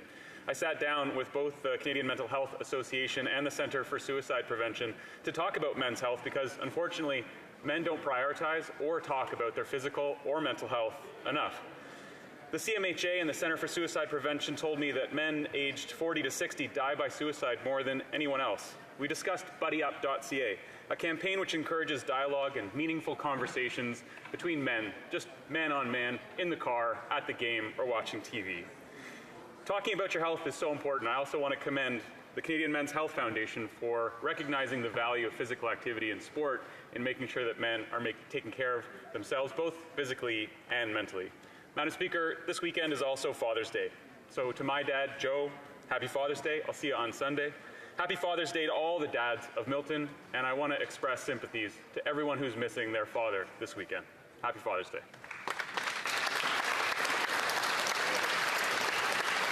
The honourable member for Northumberland, Peterborough South. Madam Speaker, no matter how much these Liberals like to pretend, things are not easy for Canadians right now. Buying a home has never been so unaffordable. Food bank usage has doubled for the unemployed as well as the employed. Over the last 10 years, Canada's experienced the worst economic growth since the Great Depression. Madam Speaker, the cause of these problems is no great mystery. Liberal deficits have led to Liberal inflation, which has driven a cost of living crisis, now driving up interest rates, making housing market a ticking time bomb. The government's low-growth, high-spend agenda has imposed austerity on Canadians. Madam Speaker, it's time to change that austerity into prosperity. And the path of that prosperity, it's clear. It's the common sense of the common people. For your home, my home, our home. Let's bring it home! The honourable member for Carleton. There's nothing I love to hear more than a newcomer who's looking for a work permit. And this is now more than ever relevant to the 700 plus newcomers to Canada that arrived but were defrauded by the shady consultants who gave them fake admission letters. Now, we intervened to fight for those students to have their ability to stay here, complete their studies, and stay in their jobs. The government, we're pleased, has backed down to our demands and allowed these students to stay and work lawfully in this country. The problem is they don't yet have work permits. They want the ability to keep their jobs and contribute to our economy while they wait for their applications for permanent residency to go ahead. This is exactly what we want from newcomers, creating more powerful paychecks, contributing to our economy, building a better country for all of us. Will the government get out of the way and grant work permits to these hard-working people as they work towards being part of our country? Thank you. The honourable member for Aurora, Oak Ridges, Richmond Hill. Thank you, Madam Speaker. Today I am honoured to rise and speak to the valour, dedication and ongoing service of the Queen's York Rangers, where the regiment and the regimental family are proud to be a part of and contribute to the vibrant communities of Toronto and Aurora in my riding. The Regimental Council is also a registered charity that does phenomenal work. and I attended their York County Day last week. The Rangers trace their roots back through some of the most notable events in our history, such as the First World War and the founding of York, where they built many of the original city streets. More recently, the regiment has deployed members on many Canadian Armed Forces overseas missions, including Afghanistan and Iraq. This week, one of my constituents, of whom I'm very proud, a member of the Rangers, Sergeant Josh Ballard, CD, was in Ottawa to receive a commendation from the Chief of Staff of the Department of National Defence for his quick thinking during a live fire exercise which saved the lives of his comrades. He exemplified the motto of the Queen's York Rangers, which is swift and bold. I want to congratulate him for his heroic... The Honourable Member for South Okanagan, West Kootenay. Madam Speaker, I may be a little late to this party, but this is the first opportunity I've had to stand in this place to congratulate the Penticton Vees, who won the Fred Page Cup last month for the second year in a row. The Vees were carrying on the tradition of the Vees of 1955, who won the World Hockey Championship by defeating the Soviet Union 5-0. The Vees won 50 games this year, losing only 3, and have won 43 straight games at home, the last home defeat at the hands of the Trail Smoke Eaters, a team I have to say is in my riding as well, and also a team that defeated the Soviet Union to win the 61 World Championships. The BC Hockey League pulled out of the Canadian Junior Hockey League last year, so the Vees haven't been able to go on to win the Centennial Cup, but I think in both years they would have given the Brooks Bandits a run for their money. And I'd like to congratulate Coach Fred Harbinson for his incredible leadership and the entire team, but especially brothers Bradley and Josh Nadeau, who led the team and the league in scoring. Go Vees, go! The Honourable Member from Manicouagan. Madame la Présidente. Madam Speaker, it's with great pleasure that I extend a warm invitation to you, my fellow MPs, to all Quebecers and all Canadians to come and visit my riding this summer, Manicouagan. Manicouagan, for the locals, is the North Shore, a real country within the country, with 350,000 square kilometers, so full of natural riches that Côte-Nord Tourism describes it as boundless. It's with profound local pride that I'd like to show you 1,300 kilometers of beaches, 60% of Quebec's salmon rivers, Anticosti Island, which is the size of Corsica, 168 hydroelectric dams, including Daniel Johnson, the world's largest arch dam, the Manicouagan-Wapishka World Biosphere Reserve, our outfitters' controlled development areas, thousands of lakes, whales, caribou. In short, I'd like to show you how Côte-Nord delights all the senses. I invite all North Shore residents to become ambassadors for our region. Let's show the world that our passion for the great outdoors is matched only by our love of people. We're expecting you, Madam Speaker. The Honourable Member for Dauphin, Swan River, Nipawin. The Honourable Member for Dauphin, Swan River, Nipawin. Madam Speaker, today is a heartbreaking day. I rise in Parliament back in my home province with the loss of words to acknowledge the lives taken near Carberry, Manitoba. Yesterday, nearly 25 individuals departed the Dauphin Active Living Centre. They were on their way to southern Manitoba for what was supposed to be an enjoyable day trip. Today, at least 15 of those Canadians didn't return to their loved ones after a deadly car accident took their lives on the Trans-Canada Highway. Madam Speaker, I represent this rural region, and I know that rural Canadians are strong and resilient. I know that this tragic news has touched the hearts of Canadians across this country, but I also know that it will leave a wound on many communities and families, a wound that may never heal. Thank you to the first responders for being there in this time of need. On behalf of all parliamentarians, I extend my sincere thoughts and prayers to the victims of this devastating accident. Canadians are here for you at this time. Thank you.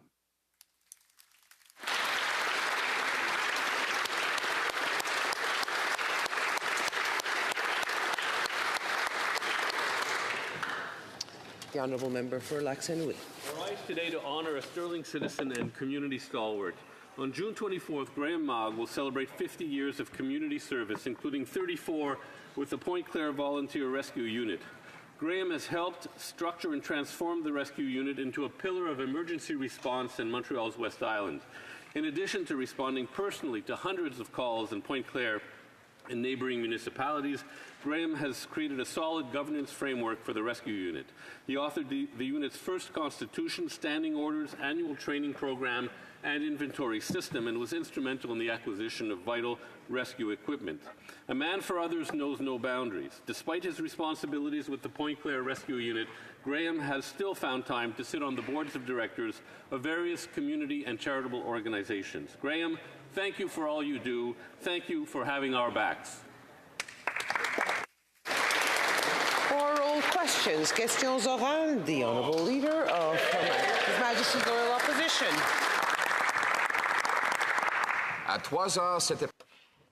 At 3 o'clock this afternoon, Canada's population will reach 40 million. Meanwhile, the number of homes built in Canada will decrease by 19% this year. So where will everyone live? The Honourable Parliamentary Secretary to the Minister. Thank you, Madam Speaker. I thank my colleague for his question. I would like to remind him that in his own party, people say one thing and think differently. I think that before talking to Canadians, they should agree within their own party about what they want to do for housing and construction. On this side of the House, we have a housing strategy. We're going to work with municipalities and provinces, and we certainly will not insult provinces. Today at 3 p.m., we'll see Canada's population hit 40 million people at the same time as the number of houses built is dropping 19%. Wow. So where are we going to put everyone? The Honourable Minister of Immigration, Citizenship and Madam Refuge. Speaker, I think it's very important that we don't start to believe that the solution to our housing challenges is to close the door to more newcomers. We need to use our immigration policies to help bring in the people who have the skills we need to help build more homes. I think all members in this House hopefully support continuing to integrate newcomers into our society, and we need to adopt policies that allow us to build more homes to ensure people don't just arrive here, but they're set up for success. This is something we've been working to over the last number of years with the National Housing Strategy and with new policies that will have dedicated draws for skilled workers who have the talents that we need to build more homes for Canadians who've been here for generations and those who arrive in the future. The Honourable Leader of the Opposition. Homes, yet since this Prime Minister took office, the number of houses per capita in this country has dropped. The average mortgage payment is up 122%. The average rent up over 100%. The average down payment up over 100%. That is his record of doubling housing costs after 8 years of running deficits that drive interest rates up and funding local gatekeepers that block construction. Will they balance the budget to bring down interest rates and inflation and link dollars for cities to the number of houses complete? The Honourable Parliamentary Secretary. Thank you, Madam Speaker. I'm very happy to hear my colleague talk about working with municipalities. I'm happy to see that the tone is changing and they've decided to stop insulting municipalities. As a former municipal councillor in Montreal, we want municipalities to build more, and that's what we're encouraging through the Housing Accelerator Fund for municipalities. And what the Leader of the Opposition is proposing is exactly what we said last year that we were going to do, so I'm glad that we inspired them. While the government pretends to plagiarize my policy on removing gatekeepers, there's a very big distinction. They brought in this so-called accelerator. Since that time, housing construction has decelerated. It's down 19% year over year, and in May it was down 33% on an annual basis. So we're building less houses since this $4 billion monstrosity came into place. Right. Our approach is to require the completion of homes before cities get the money. The Liberal approach is to fund promises. Why won't they fund results instead of promises? Yeah. The Honourable Leader of the Government in the House. Speaker, we know the opposition leader's policy when it comes to housing. It was to do nothing.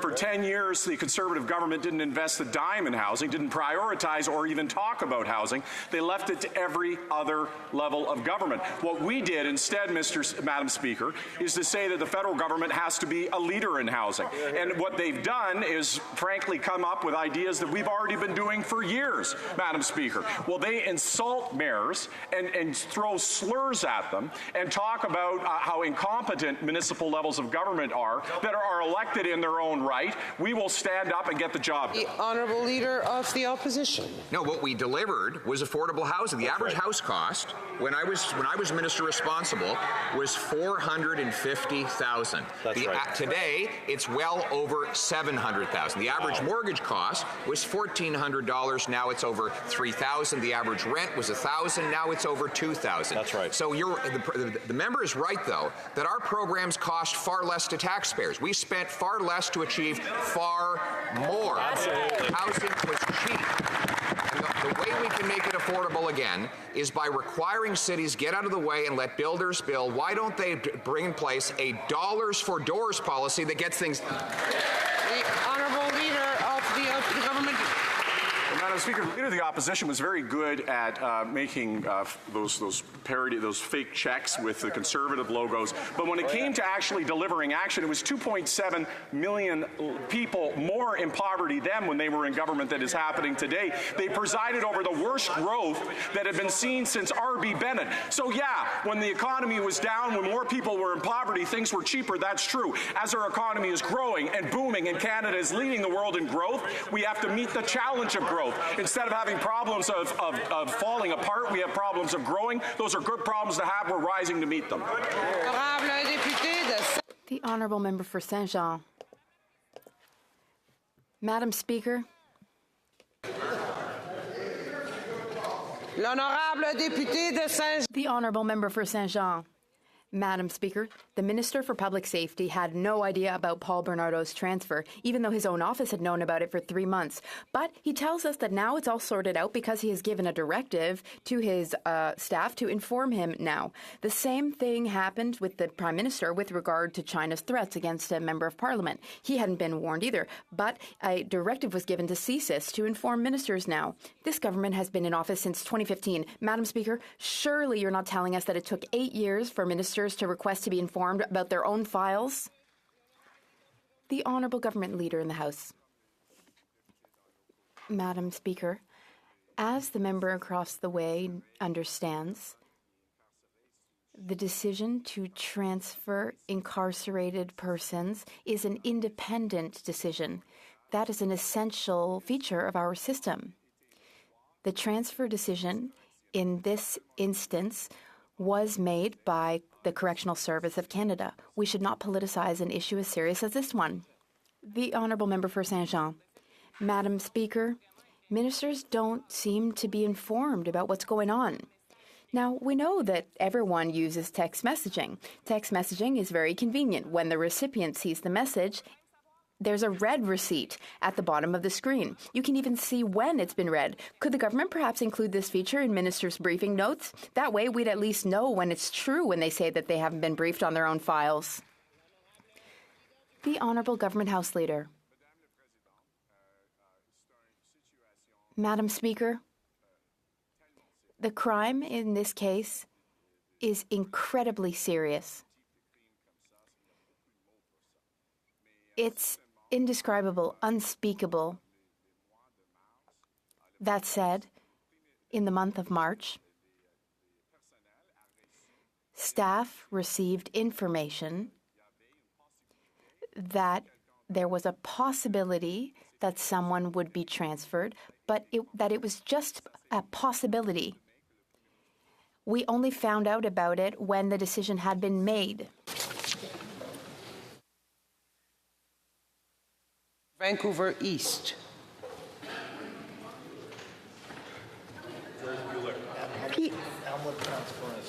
The Honourable Member is on mute. Can you hear me now? Yes, we can hear the Honourable Member now. Yes. People fearing gender-based persecution are adversely affected by the Safe Third Country Agreement. Today, the Supreme Court of Canada stated that equality rights are just as important as every other human right.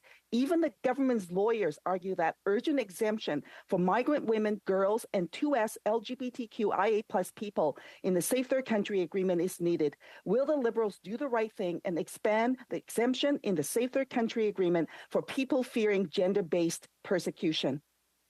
The Honourable Minister of Immigration. Madam Speaker, I thank the honourable member for her question and for her advocacy on behalf of vulnerable people in Canada and around the world. Of course, you will have seen by now, Madam Chair, that the Supreme Court of Canada has upheld the Safe Third Country Agreement, recognizing that Canada and the United States have the ability to make decisions to monitor and control the flow of people who seek asylum in Canada in a way that both respects the need to be compassionate towards the world's vulnerable, but also have an orderly and regular migration system. To the extent that we want to look for ways to improve the agreement over the years ahead, we will continually monitor this particular issue to ensure those who are fleeing violence, that are vulnerable and may not have the opportunity to seek protection elsewhere, to ensure that they have the ability to have their claims considered in Canada. The honourable member for Elmwood-Transcona. Thank you very much, Madam Speaker. You know, in the debate between the Conservative leader and the Liberal finance minister, we hear a lot about public spending and inflation, but what neither of them will say is the role of outsized price increases and record corporate profits have been playing in driving inflation for Canadian households. Canadians know it. They're the ones paying the bill, and the number one stressor for them now, keeping them at night, is their financial position. The Agricultural Committee here has finally recognized that New Democrats were right to call for a windfall profit tax on those very same corporations. Now that we have a multi-partisan recommendation to implement a windfall tax on giant grocery companies, will the Liberals finally do it? The Honourable Parliamentary Secretary. Colleague for his question, and I wish he would have spoken to some of his members. What the recommendation said is that politicians should be deciding what is a reasonable profit, but the Competition Bureau should be looking at that. And if the recommendation talked about, if the Competition Bureau decides that, yes, there was excess profits, then perhaps the recommendation would look at implementing windfall tax. But politicians should be deciding that. The Competition Bureau, there's a process in place, and they're looking at that. The honourable member for Calgary-Midnapore. Madam Speaker, this government likes to deny their role in the transfer of killer Paul Bernardo from a maximum security prison to a medium security prison, but in fact it's them who are responsible. They passed Bill C-83, which allowed for this transfer. And in fact, Madam Speaker, the Minister of Public Safety knew for 3 months and did nothing to stop this transfer. So why doesn't he do the honourable thing, Madam Speaker, and resign? The Honourable Parliamentary Secretary to the Minister of Public Safety. Thank you, Madam Speaker. And I want to express how troubling it is that the opposition continues to bring up a horrific crime that is impacting victims not only of this criminal, all victims across this country, some of whom have reached out to me. But to spread a misinformation that Bill C-83 is in any way responsible for this is irresponsible. That bill ended segregation and put people into structured intervention units. It has absolutely nothing to do with classification and where offenders are placed in our prison system. The honourable member for Calgary-Midnapore. Madam Speaker, I think Canadians are really tired of this government's fake rage. You know, the Prime Minister in 2015 promised Canadians accountability, and yet his Minister of Public Safety has misled this House on a minimum of 5 occasions. Most recently, he misled this House on the fact that he received a briefing about the transfer of Paul Bernardo from a maximum security prison to a medium security prison. So why doesn't it show just a little bit of respect for Canadians, for a little bit of respect for this House, a little bit of respect for the victims of Paul Bernardo, and resign? The Honourable Leader of the Government in the House. Well, Madam Speaker, of course, the member opposite knows we all have not only the deepest regard and respect for the victims of Paul Bernardo, but of course for the entire country that he traumatized by these events. As the member knows, that we are all horrified any time that we hear these crimes re-raised. But we also know that we have an independent correction system that makes decisions about the transfer of inmates independently, and it's supposed to be free from politics. So what we need is a mature conversation about how we deal with this and our rightful outrage, and making sure that we continue. The Honourable Member for Kelowna Lake Country. Thank you, Madam Speaker. A serial killer, serial rapist, Paul Bernardo, was transferred to a medium security facility, and the previous Liberal Bill C-83 was helpful in allowing this to happen. The Public Safety Minister said there should be a review to determine if Bernardo should go back to a maximum security facility. This is unbelievable. The Liberals changing laws allowed this monster of our time more freedoms and comforts. So when will the minister take public safety seriously and reverse changes the Liberals made that allowed for Bernardo to have more comforts and freedoms? Great question. The Honourable Leader of the Government in the House. Madam Speaker, I think we have to be very careful. These are horrific, grievous crimes. The inference that there was some other system is just patently not true. The reality is that transfers have always, in this country, been done independent of government and remained outside of politics. And I share, and I'm certain, the member's outrage on this is equal to mine. And that we need to make sure that we respect the independence of corrections and have a mature conversation about how we deal with this issue and the emotions that we rightfully have about it while maintaining the independence of corrections. The Honourable Member for Kelowna Lake Country. Well, Madam Speaker, the friends and families of Bernardo's victims deserve a better answer than that. Absolutely. Yesterday, the Liberals had an opportunity to expedite a Conservative bill that would have kept serial killers and rapists in maximum security, but they rejected this. Shameful. Victims of crime are constantly the bottom priority of these soft-on-crime Liberals. Conservatives offered a way to quickly fix the mess the Liberals have created, but they rejected it. So again, when will the minister take public safety seriously and reverse course on the changes that the Liberals made so that people like Bernardo do not have access to more freedom? The Honourable Leader of the Government in the House. Madam Speaker, I don't doubt for a second the member when she talks about her concern for victims. I'm concerned that she would cast aspersions on any member of this House that we don't share equally in her concern for victims. There is every single person in this House who has been touched by crime, unfortunately many times viscerally and in ways that were very destructive. The way to meet that is with evidence. The way to meet that is to make sure that we have the best policies to keep our communities safe. And when emotion leads the debate, as it did in the United States, as an example, Newt Gingrich, who was the father of a movement, said it was the biggest mistake of his career and a disaster. The Honourable Member for Bellechasse, Les Etchemins-Lévis. Madam Speaker, we've been calling for the resignation of the Minister of Public Safety for 3 days now, but he is still in office. For 3 days now, we've been asking the Prime Minister to answer our questions, but he has not done so. He does not have the courage to go and explain to the families of Bernardo's victims why Bernardo was transferred from a maximum security prison to a medium security prison. It was Bill 83.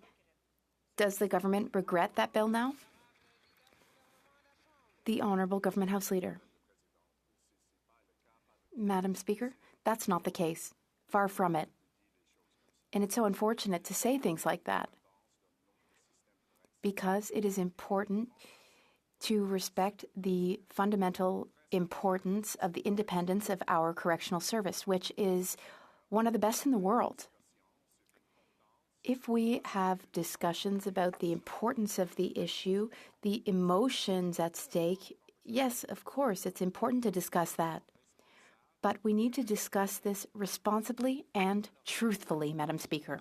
The Honourable Member for Bellechasse, Les Etchemins-Lévis.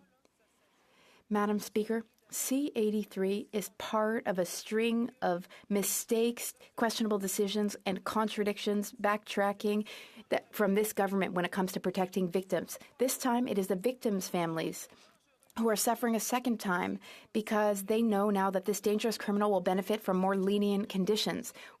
Will the minister guarantee that prisoners, most dangerous offenders, will stay in high security, maximum security? Madam Speaker, C-83 has nothing to do with the current situation and has nothing to do with the decision taken by the Correctional Service of Canada when it comes to Mr. Bernardo's transfer.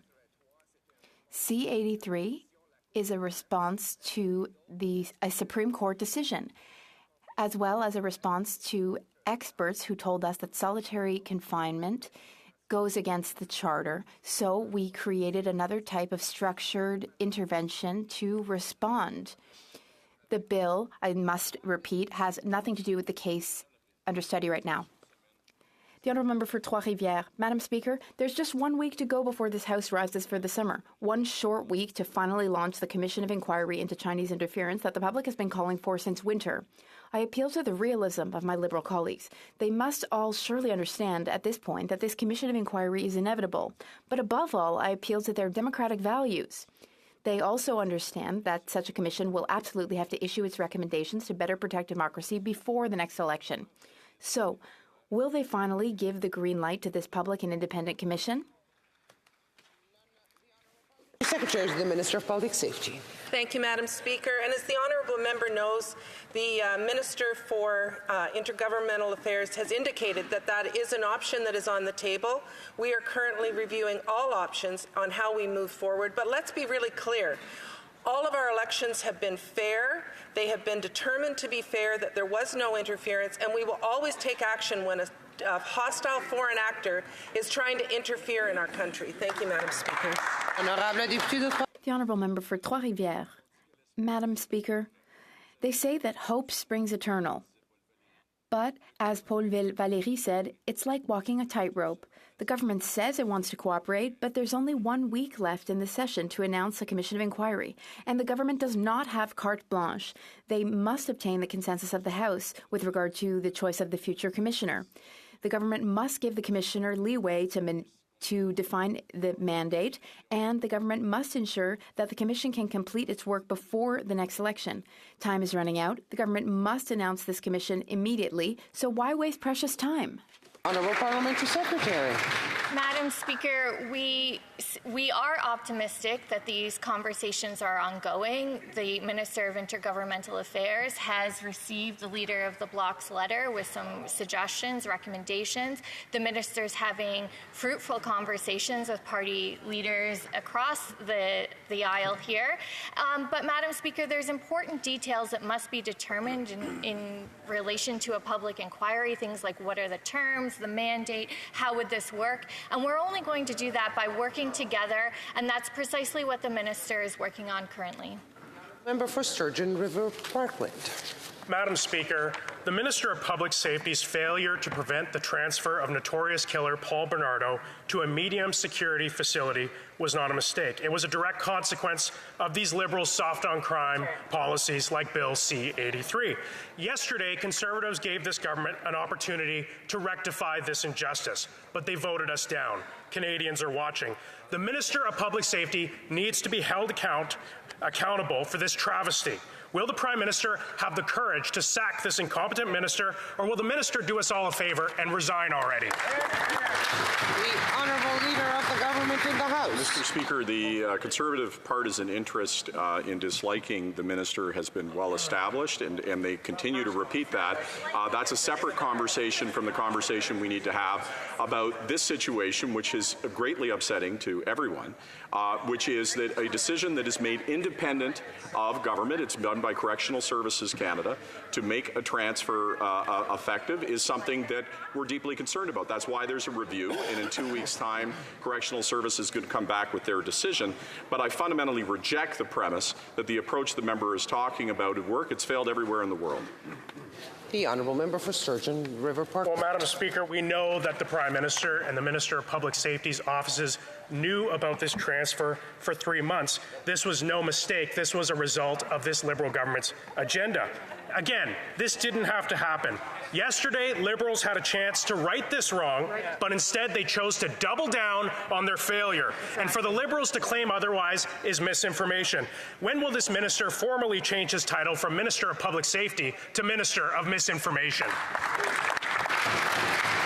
The Honourable Leader of the Government in the House. Mr. Speaker, there's a peppering of a lot of partisan comments here, and I would just say that this is a deeply serious issue about crimes that every single one of us were impacted by. As I've said earlier, Madam Speaker, This is a decision that is made by Correctional Services Canada that we have long made sure in our country throughout its history is operating independently from the actions of politics. In fact, we have been very careful to ensure that politics is not inserted in that process. And so if we want to have a conversation about the outrage we feel about this crime. The Honourable Member for Edmonton Manning. Madam Speaker, a Liberal Bill C-83 allowed rapist and killer Paul Bernardo to be moved from a maximum to a medium security prison. Under the Corrections and Conditional Release Act, the Minister of Public Policy Safety has the power to send him back where he belongs, but he refused to do so. His office knew about the transfer for months, but the minister chose to remain blissfully ignorant.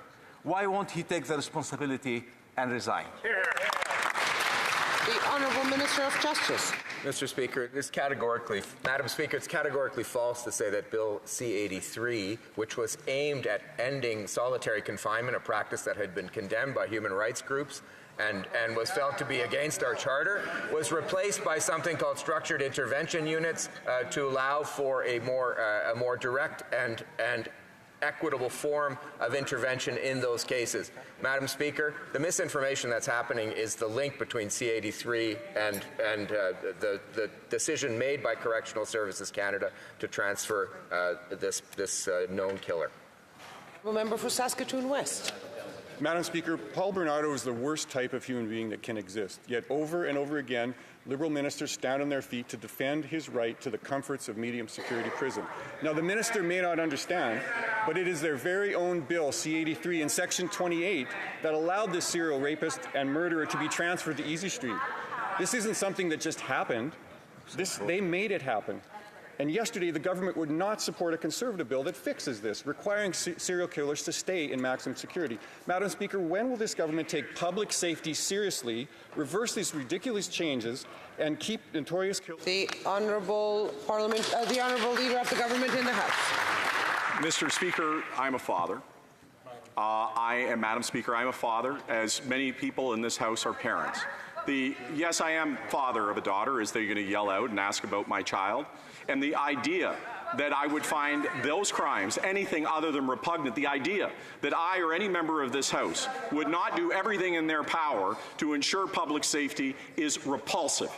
The difference, Madam Speaker, is we will not mischaracterize information. We will not torque or try to, as I'm sorry to say, saying that something that is not true, saying that a bill that has absolutely no impact on this matter is involved, is partisizing something that should not be done. The Honourable Member for Courtenay Albany. Madam Speaker, post offices are the heart of rural communities. We rely on them to keep in touch with loved ones and to pick up essentials, but consecutive Liberal and Conservative governments have been starving them of resources. It started with making postmasters find their own facilities, and guess what? When that fails, the Liberals privatize our mail, destroying union jobs. Then shockingly, when privatizing government services doesn't work out, they just plop in a mailbox and call it a day. So what is the minister's plan to stop the privatization scheme, to save rural community hubs, and to save good-paying union jobs? Hear, hear.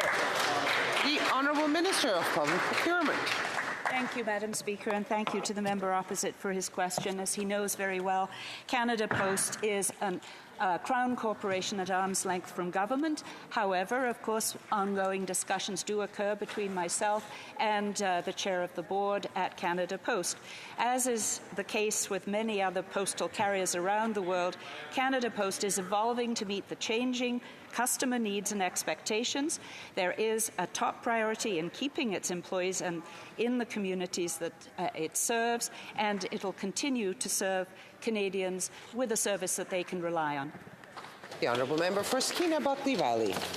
Madam Speaker, with all due respect, that answer wasn't good enough. The fact is, this government's policy on postal service is failing rural communities. It's not working in Atlin, it's not working in Telegraph Creek, and it didn't work in the 120 communities in rural Canada that lost their post office since this government took office in 2015. So I'd like to give the Honourable Minister another chance to answer the question.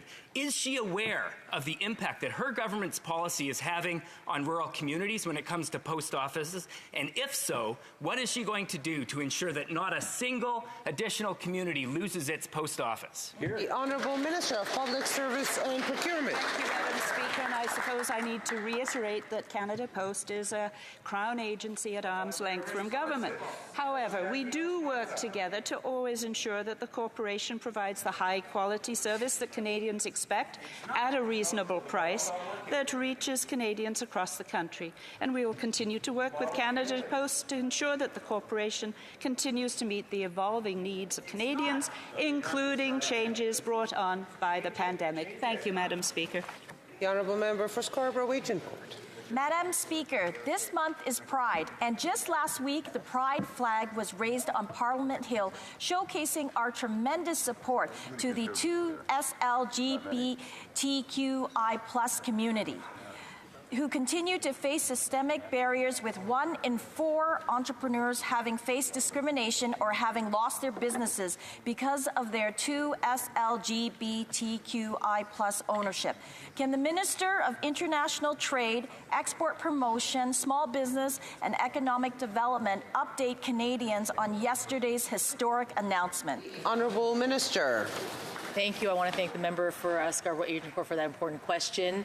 And the 2S LGBTQI community, entrepreneurs and businesses contribute tremendously to Canada's economy. $22 billion, and they employ 500,000 Canadians. Yet they face discrimination. A third lose business because of who they are. 40% are not able to get access to capital or to funding. So yesterday I announced $25 million to help these incredible business owners and businesses and entrepreneurs from the 2S LGBTQI community, to empower them to grow their businesses across Canada and contributing. The Honourable Member for Haliburton, Kawartha Lakes, Brock. Speaker, Paul Bernardo is a serial killer and rapist. Vile monsters like him are living more comfortable lives because the Liberals are soft on crime. If they weren't, this government would have supported the member from Niagara Falls motion yesterday to keep mass murderers where they belong, in maximum security. In fact, this minister has yet to explain to Canadians how he could sit on news of Bernardo's transfer to medium security for 3 months. When will this Prime Minister find the courage to stand up for the victims of monsters like Bernardo? Good job. Honourable Leader of the Government in the House. Well, first of all of us stand up against monsters like Bernardo. That's why we ran, to keep our communities safe. The principal difference is that we're saying we have to use evidence and make sure that we have reasoned, leveled arguments that we use. The Correctional Services has always been independent. Yesterday there was a UC motion. I find it interesting when I've talked to the opposition House Leader how often he tells me we can't use UC motions to just blow through process. He complains that they're used in that way, and then they move a massive change that would change how we deal with corrections and they have said that they shouldn't use it that way. The Honourable Member for Haliburton, Kawartha Lakes, Brock. Speaker, 3 Indigenous police services in Northern Ontario are out of money because this public safety minister did not bother to renew their contracts. At first, I thought it was his staff who didn't tell him. Yeah, exactly. However, yesterday, that same minister rejected a Conservative motion to keep rapists like Paul Bernardo where they belong, in maximum security. The minister cannot hide behind his staff any longer. When will this minister stand in this House and explain to the victims of Paul Bernardo why he is okay with this monster having more freedom and comfort? Hear, hear. The Honourable Leader of the Government in the House. We'll say to the victims, not just Paul Bernardo, but of anybody who's faced victims of crime, is that we will meet the horror and trauma that they are faced with the best evidence to keep them safe and to make sure that we restore to the best condition possible what they've gone through. But, Madam Speaker, that requires us being reasoned. It requires us not playing politics or attempting to extract partisan gain in dealing with this debate. These are deeply serious crimes, some of the most awful crimes that have ever happened in this country, and we cannot and should not play partisan games with them. The honourable member for Mégantic-L'Érable.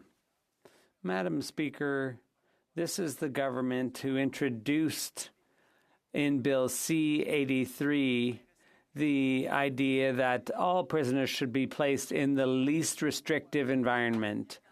And that's why the member for Niagara Falls yesterday asked in the House for unanimous consent to withdraw that so that rapists, serial rapists, would be put in the necessary security setting. And yesterday the Liberals rejected that. Why? The Honourable Minister of Justice. Madam Speaker, Bill C-83 focused on the issue of solitary confinement, and the system was changed so that there would be structured intervention units.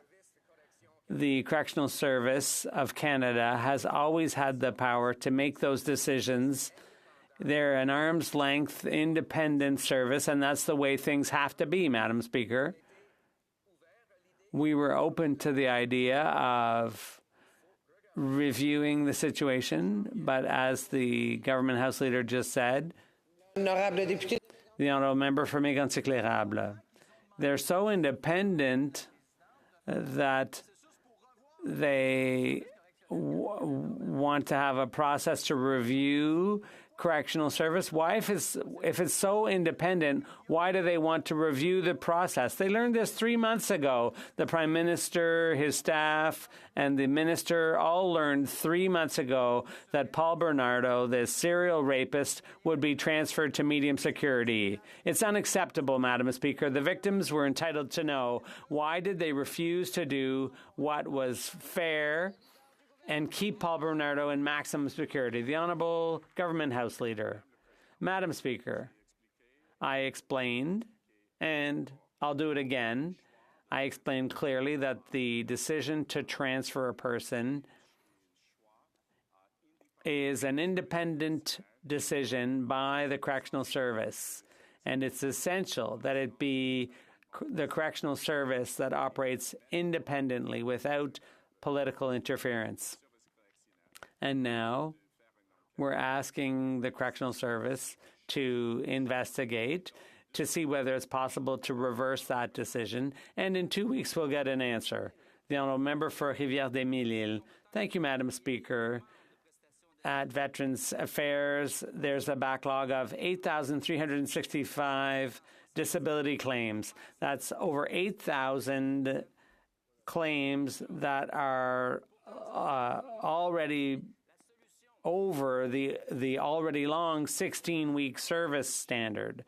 And yet the solution was to hire 400 more employees, but they invested half as much in temporary positions, and as a result, thousands of veterans are still suffering. It's unacceptable. Will the minister finally hire permanent staff and clear the backlog? The Honourable Minister. Madam President. Thank you, Madam Speaker. Invested nearly $500,000 to allow us to hire hundreds of new staff and speed up the process to ensure veterans receive what they deserve quicker. As of last week, the backlog is currently under 6,000, and we have seen a significant decrease of over 70%. But there's still more work to do, and we will continue to do it. Madam Speaker, thank you. The honourable member for Rivière-des-Mille-Îles. Madam Speaker, the Bloc had to bring pressure in 2021. It used to be 57 weeks to process the first disability claims for Francophones. That's down to 29 weeks. That's not so bad, but the service standard is still the same, 16 weeks. We're way past that, Madam Speaker. And these behind the figures are veterans who are suffering, who are waiting, who are feeling abandoned by this government. Can the minister tell them what he's going to do starting today to speed up processing? The Honourable Minister of Veterans Affairs. Madam Speaker, we have reduced the gap in the wait between Francophone and Anglophone veterans by 80%. Now the average French language application takes about 2.4 weeks longer, compared to 15-week gap in 2021. I agree with my honourable colleague that it's longer than it should be. We're working to make sure that these applications will be processed as quickly as every other application, and I appreciate my honourable colleagues' input and help at the committee, and to make sure all veterans receive what they should in an appropriate manner. The honourable member for Parry Sound Muskoka. Madam Speaker, earlier this year, the Liberals' own officials predicted a major decline in new housing construction thanks to inflationary spending, interest rate hikes, and labour shortages. Well, they were correct. Yesterday, we learned that new housing construction is down 23% from this time last year. That doesn't sound like a life-changing housing plan Canadians were promised by this government. So when will they admit that the billions and billions they are borrowing is actually making the housing crisis worse? The Honourable Parliamentary Secretary. Thank you, Madam Speaker. I agree with my colleague on one thing, and that is that Canadians all across the country are having a challenge finding the housing they need. Not only do we need to increase the supply, but we need to legislate on the right to housing. And I wonder if my colleague is in agreement that his party should finally recognize housing as a human right. Madam Speaker, we heard the housing minister yesterday just talk about how they're getting the job done. We built more houses in the 70s than we're doing right now, and they've got this accelerator fund where they're basically promising money for municipalities that just promise to get the job done and aren't. So here's a question for you. Why don't they promise dollars for doors instead of promises that never get fulfilled? The Honourable Minister. Thank you, Madam Speaker, and I'm glad to see the Conservatives have a renewed interest in housing, because for the 10 years while they were in government, they actually underspent and cut programming when it came to affordable housing. Let me just quote something. Housing insecurity is widespread and homelessness is on the rise. Oh, that's a quote from 2013, Madam Speaker. Let's change the topic and see what we're doing today. We've invested billions of dollars, refurbished and built hundreds of thousands of units, supported vulnerable Canadians with a Canada Housing Benefit. We're bringing forward the Housing Accelerator Fund to work in partnership with municipalities to build more housing units for those who need it the most. Thank you. The Honourable Member for Lévis-Lotbinière. Madam Speaker, the Canadian dream for a family is to have a house or a home, not to end up living with your folks. This dream is now out of reach because of the inflationary policies of this incompetent Liberal government, which keeps driving up construction costs. Canada needs over 100,000 new homes a year, and housing starts are down all across the country. Madam Speaker, as July 1st approaches, what does the Prime Minister plan to do to resolve this housing crisis as quickly as possible? The Honourable Parliamentary Secretary. Madam Speaker, I'd like to thank my colleague for his question. Here on this side of the House, since we first took office in 2015, the National Housing Strategy was created, and that provides direct support to people who need housing.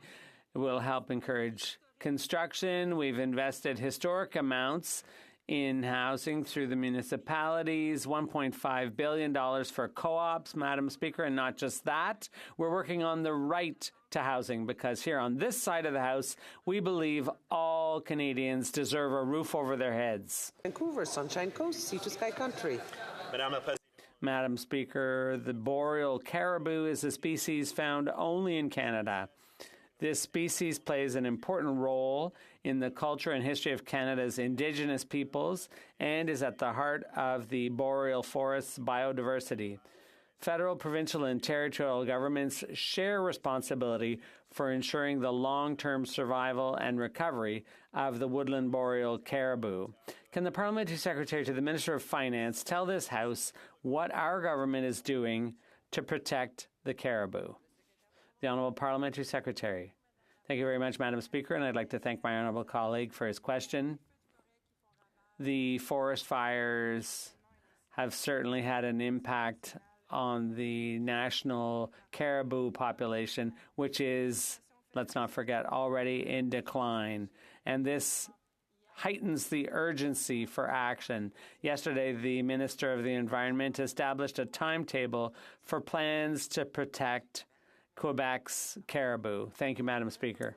Halton Hills. Madam Speaker, the resignation of a Canadian executive from the Asian Infrastructure Investment Bank confirms what we've long been saying. The bank is a tool of the Chinese Communist Party to spread its authoritarian model of governance throughout the Indo-Pacific region. The bank has said it's willing to lend to Myanmar's military junta, who have been targeting the Rohingya minority, and there are suggestions it is willing to resume lending to Russia. What more proof does the government need to conclude that this bank runs contrary to Canada's interests and values? The Honourable Parliamentary Secretary to the Minister of Tourism and Assistant Minister of Finance.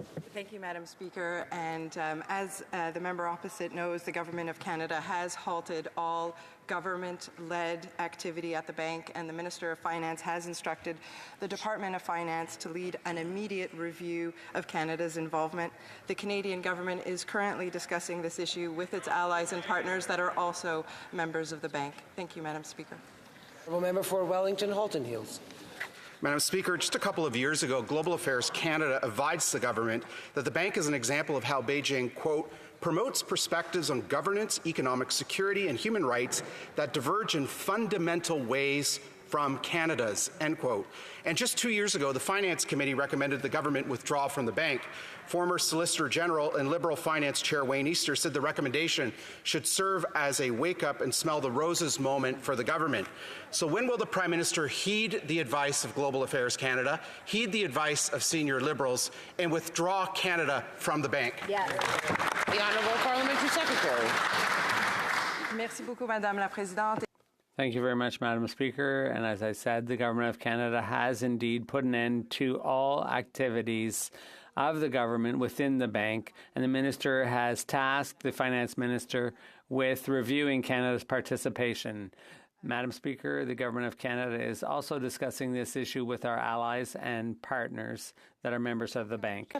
6 years ago, the Liberal government had plenty of praise for the Asian Infrastructure Bank. The Prime Minister said joining was, quote, good sense for Canadian know-how and for Canadians abroad.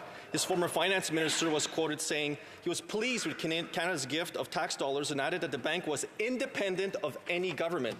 Now that the most senior Canadian at the Beijing bank has quit, stating the bank is dominated by Communist Party members and that Canadian interests are not served by the AIIB. 6 years, $200 million later, Conservatives told them so, Madam Speaker. When are taxpayers getting their money back? The Honourable Parliamentary Secretary. Madame la Présidente.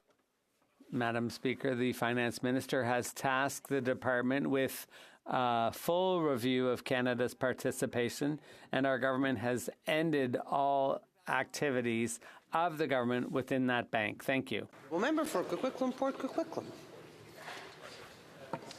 Madam Speaker, with a strong tradition of service in my home province, BC Lower Mainland is home for thousands of military members and their families. We have seen members of the armed forces serve Canadians, often leaving their family at a moment's notice. The sacrifices are difficult, but military families make them in service of a safer, more prosperous Canada. Could the Parliamentary Secretary please share with the House his work with Seamless Canada in supporting military families? The Honourable Parliamentary Secretary to the Minister of Defence. Thank you, Madam Speaker, and I want to thank my honourable colleague from Coquitlam, Port Coquitlam, for his question, his hard work, and his commitment to the Canadian Armed Forces. Madam Speaker, recently I met with provincial counterparts at Canadian Forces Base Gagetown for Seamless Canada's annual meeting. We discussed key initiatives such as improving military spousal employment, reliable health care, and access to child care. Our government is dedicated, Madam Speaker, to bolstering the resources and services available to the Canadian Armed Forces so that their families can move and serve seamlessly across our country. Thank you. For Nanaimo, Ladysmith. Madam Speaker, abandoned vessels have been left to sink, polluting our coastlines. The Liberals promised to clean this mess up, yet in the last year, only 33 vessels out of thousands, Madam Speaker, on the West Coast have been removed. Shame. What's worse is these derelict vessels are only increasing. Luckily, there are solutions. Yesterday, I tabled a bill calling on the government to work alongside locals and First Nations to protect our oceans. So will the Liberals stop pretending that they have this under control and clean up these abandoned vessels. The Honourable Minister of Fisheries. Well, thank you, Mr. Speaker. Thank you, the member, for that question. And indeed, abandoned vessels are a blight on our oceans and our coastlines, leaking oil and other materials, and that's why we brought in, as a government, the Abandoned and Wrecked Vessels Act that does give us the tools to do just that. Yeah. We are working on identifying the vessels that need to be acted upon and putting in place the measures through Transport Canada and DFO that can complete that work. The Honourable Member for Richmond-Arthabaska. Madam Speaker, a few days ago we learned our soldiers deployed in Latvia on the Russian border are buying new equipment themselves because they've run out of patience for defense to supply them properly. In her testimony before the committee, the Auditor General said that the government and the public service had underestimated the scale of the potential dangers ahead, and the public service had and appeared to lack any sense of urgency. Madam Speaker, there is a sense of urgency to invest in our Canadian Armed Forces. Can the Prime Minister tell us if he intends to send a clear directive to correct this situation? The Parliamentary Secretary to the Minister of Defence. Are equipped with modern and effective equipment remains a priority to the Canadian Forces. Some examples for progress in 2023 include delivering upgraded combat clothing, ongoing delivery of modern weapons for use by soldiers at home and during deployment, including the new C-22 pistol, ongoing and upcoming delivery of personal equipment, including next-generation full ballistic helmets, gas mask carriers, thermal blankets, and sniper concealment kit. Procuring modern equipment for the Canadian Armed Forces remains our government's top priority, Mr. Speaker. Thank you. And that's all the time we have for questioning period today. Before everybody runs off, following discussion among representatives of all parties of the House, I understand there is an agreement to observe a moment of silence for the victims of the tragic event that took place in Manitoba. I invite honourable members to please rise.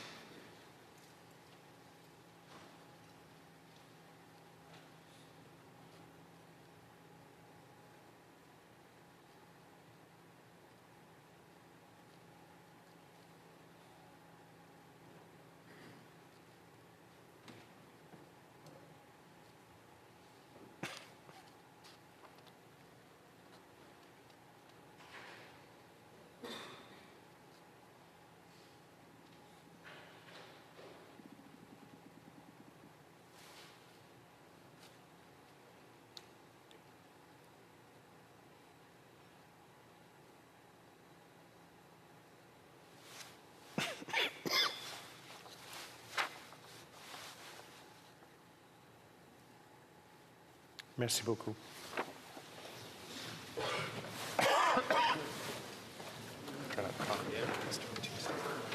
And a point of order from the Honourable Member for Sydney Victoria. Speaker, there has been discussions amongst the parties, and if you seek it, I believe you will find unanimous consent to adopt the following motion. That notwithstanding any standing order, special order, or usual practice of the House, Ways and Means Motions number 17, notice of which was laid upon the table on June 9th, 2023, be deemed concurred in, that a bill passed thereon standing on the order paper in the name of the Minister of Crown Indigenous Relations entitled An Act to Give Effective Self-Government to Treaty Recognizing the Whitecap Dakota Nation, Wabaha Ska Dakota Ayate, and to make consequential amendments to other acts be deemed to have been introduced and read a first time, deemed read a second time, and referred to the Standing Committee on Indigenous and Northern Affairs. All those opposed to the honourable member moving the motion will please say nay. Agreed. The House has heard the terms of the motion. All those opposed to the motion will please say nay. Motion's carried.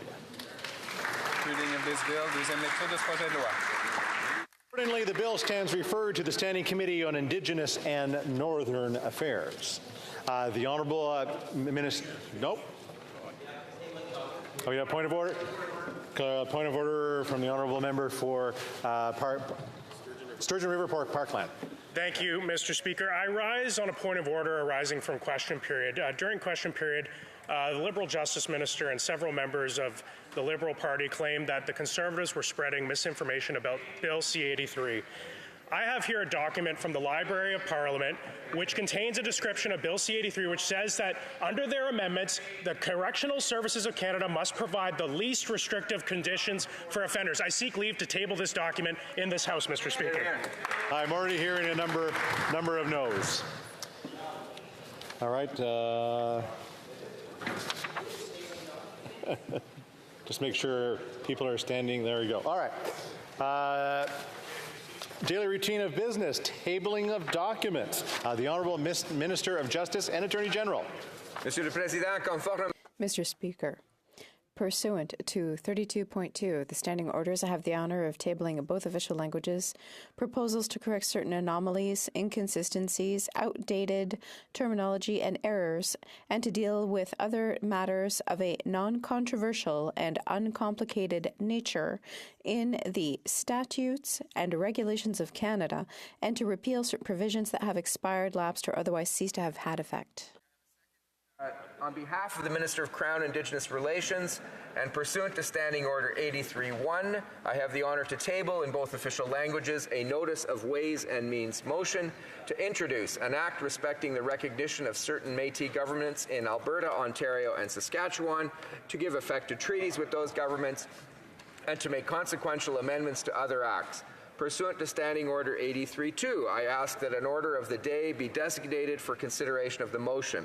Mr. Speaker, pursuant to Standing Order 32.2, I have the honour to table in both official languages the Métis Self-Government Recognition and Implementation Agreements with the Métis Nation of Ontario, with the Métis Nation Saskatchewan, and with the Métis Nation of Alberta.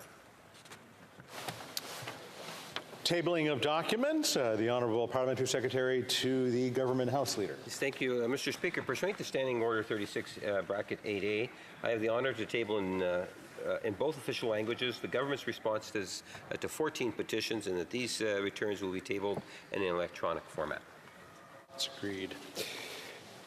Dépôt de projet de loi émanant du Introduction of government bills. Déclaration de Statements by ministers. Rapport de délégation. Reports from interparliamentary delegations. Presenting reports from committees. The Honourable Member for Pierrefonds-Dollard.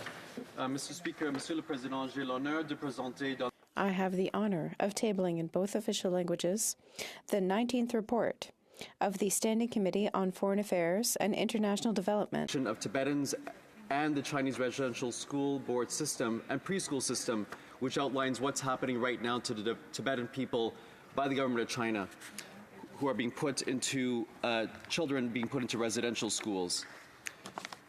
Pursuant to Standing Order 109, the committee requests the government to table a comprehensive response to this report. Thank you, Mr. Speaker. And I also believe there is a, no, that's the next one. The Honourable Member for Willowdale under presenting reports from committees. Mr. Speaker, I have the honour to present in both official languages the 20th report of the Standing Committee on Foreign Affairs and International Development entitled Canada's Approach to Sexual and Reproductive Health and Rights.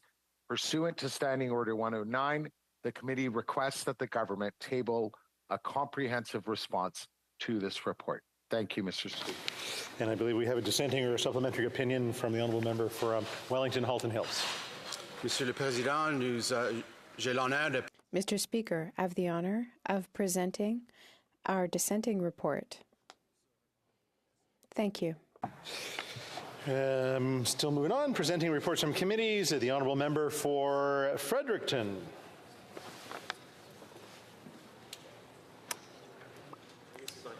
Well, no, she's online, and it seems like Mr. Speaker. Okay, there we go. Mr. Speaker, I have the honour. Can you hear me? We can hear you now. I have the honor to present in both official languages the 9th report of the Standing Committee on Indigenous and Northern Affairs, entitled Reclaiming, Revitalizing, Maintaining and Strengthening Indigenous Languages in Canada. Pursuant to Standing Order 109, the committee requests the government table a comprehensive response to this report. There we go. Presenting reports from committees, the honourable member for Surrey Centre.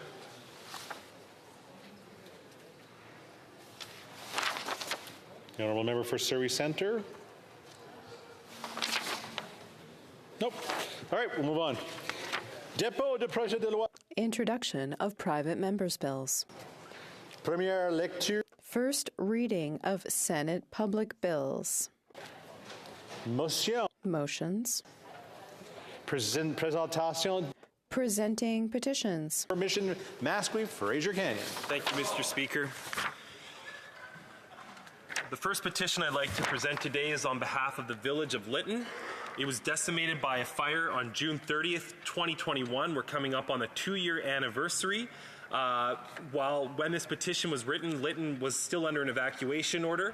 That was lifted 2 days ago. But since the rebuilding has yet to begin, all of the businesses that were destroyed are asking very clearly of this government to forgive their CEBA loans. We presented one petition and they neglected that request, so we're asking again, please forgive the CEBA loans of the businesses that have not been able to be rebuilt, that really need an extra little hand from the government of Canada. The second petition I'd like to present today, Mr. Speaker, is on behalf of the people of the Agassiz. They are trying to build an aquatic center and a regional aquatic center. This project is inspired by a progressive approach to reconciliation. All of the local First Nations have worked with the District of Kent to get the Lettsmont Community Centre and Aquatic Centre built. So far, the federal government only committed $450,000. And the people of the petitioners are calling on the Government of Canada to increase that number and increase access to swimming pools for children living on reserve. Thank you, Mr. Speaker. Presenting of petitions, présentation de pétition, the honourable member for Courtney Alberni. It's an honor and privilege to table a petition on behalf of my incredibly and deeply frustrated constituents from Union Bay who are become a test pilot for unregulated shipbreaking, Mr. Speaker. They cite that there are significant risks not only to the environment, to workers, that are associated with shipbreaking due to the presence of a wide variety of hazardous materials in end-of-life marine vessels. And unlike other jurisdictions, Mr. Speaker, Canada lacks standards on shipbreaking and unregulated shipbreaking activities, which are putting our oceans, coastal communities, and workers at risk, including the people of Baines Sound and Lambert Channel, Mr. Speaker. The lack of domestic oversight of shipbreaking and disposal of end-of-life marine vessels frustrates Canada's ability to ensure compliance with its international obligations under the Basel Convention. They're calling on the government to develop enforceable, yes, enforceable, Mr. Speaker, federal standards to reduce the negative environmental and social impacts of shipbreaking that meet or exceed those set out in the EU ship recycling program. Provide assistance through loans or grants to long-term reputable shipbreaking companies like those in Port Alberni to facilitate implementation of new federal standards into their operations. And finally, Mr. Speaker, develop a strategy for recycling end-of-life federally owned marine vessels so that this isn't taking place in communities like mine, putting jobs at risk in the environment. Here, here. Presenting the petitions, and because I don't want to fight in the family, the honourable member for Elmwood-Transcona. Speaker, I'm rising today on behalf of many Canadians who support Bill C-262 and want to see Canadian companies represent our country well abroad with a meaningful concern for human rights, not just on a voluntary basis, but on a basis where they're required to do so by government and where there are meaningful consequences for them if they don't ensure that they're adopting best practices in respect of human rights and reporting out on that regularly. I also rise today on behalf of Canadians who support Bill S-243, to enact climate-aligned finance, who want to see not just government policy in this era of climate change coming home to roost align with climate objectives, but who also want to see private capital and private investment align with our climate objectives through clear benchmarks, good reporting, and meaningful consequences for those who do not ensure that their economic activity is coherent with Canada's goals and the world's goals for reducing emissions and mitigating the worst effects of climate change. Thank you, Mr. Speaker. Presenting of petitions, Présentation de pétitions, the honourable member for Cape Breton-Canso. Thank you, Mr. Speaker. Mr. Speaker, pursuant to Standing Order 36, I rise to present a petition to the House on social affairs and equality. That is, Mr. Speaker, my constituents have petitioned in support of including seniors aged 65 to 74, the 10% increase to old age security payments, which was provided to seniors 75 and older in July of 2022. Furthermore, Mr. Speaker, if such a policy were to be implemented, herein my constituents also call for retroactive payments to July 2022 for those aged 65 to 74. Thank you, Mr. Speaker. Presenting of petitions, Présentation de pétitions, the honourable member for Regina Wascana. Thank you, Mr. Speaker. I'm pleased to have the opportunity to present two petitions today on behalf of the Pakistani community in Regina and southern Saskatchewan who are concerned about the recent political turmoil in Pakistan. The first petition calls on the Government of Canada to use all reasonable avenues of diplomacy to influence the Pakistani regime to hold free and fair elections that are consistent with the rule of law and the Constitution of that country. Mr. Speaker, this is of course following the recent arrest of former Pakistani Prime Minister Imran Khan, who is attempting to once again let his name stand in general elections in Pakistan later this year. The second petition calls on the Government of Canada to use its membership in the International Monetary Fund to require that both the issuance of new loans and the extension of existing loans to the Pakistani regime be conditional on the holding of free and fair elections in that country. This sounds like a very reasonable measure to take, given that free and fair elections in Pakistan are in the best interests of Canada, Pakistan, and the international community. Mr. Speaker, I'm pleased to have the opportunity to present these petitions here today in the House of Commons. Presenting the petitions, Présentation de pétitions, the honourable member for Winnipeg North. Mr. Speaker, interesting fact, in 2.5 hours, Canada's population will hit 40 million. A good portion of that, rapid growth coming from Canada's Indo-Canadian community. I have a petition, Mr. Speaker, that I'm tabling that's calling for, whether it's the Prime Minister, the government, all MPs, look at airlines, both private, international airlines, and look at ways in which we can enhance airline services from Canada to India, Mr. Speaker. Given that rapid growth of our Indo-Canadian community, I think it's a petition that deserves to get some attention, Mr. Speaker, and I would ask that we do what we can collectively to support that growth of our Indo-Canadian community. Presenting of petitions, Présentation de pétitions. Question inscrite au feuilleton. The questions on the order. Secretary to the Government House Leader.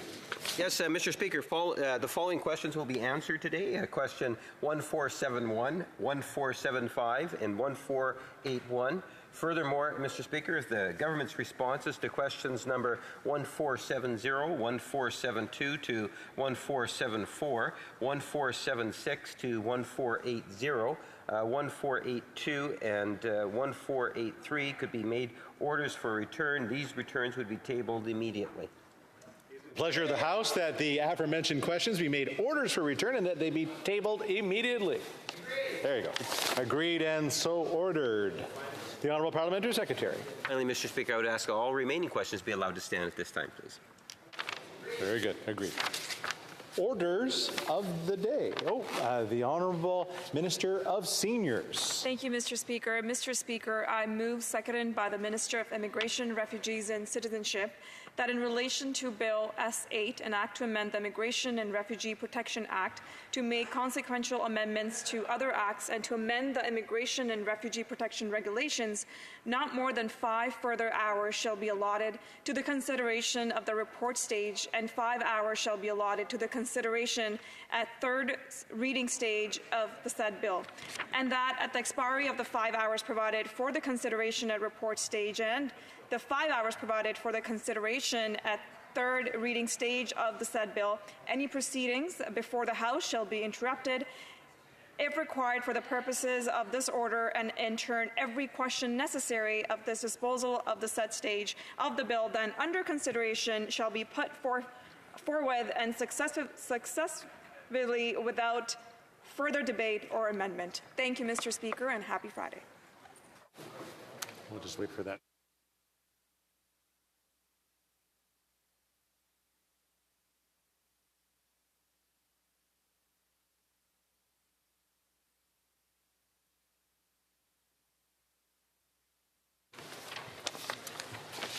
Ms. Kara, seconded by Mr. Fraser, that moves that in relation to Bill S8, an act to amend the Immigration and Refugee Protection Act to make consequential amendments to other acts and to amend the Immigration and Refugee Protection Regulations, not more than 5 further hours shall be allotted to the consideration of the report stage, and 5 hours shall be allotted to the consideration at third reading stage of the said bill.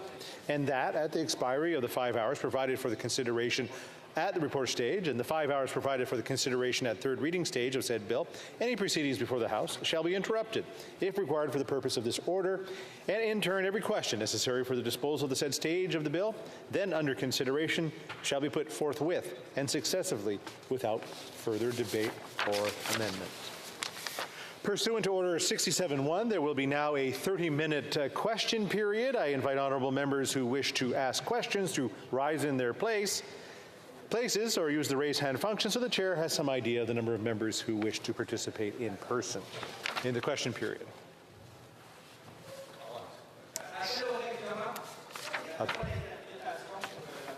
Okay.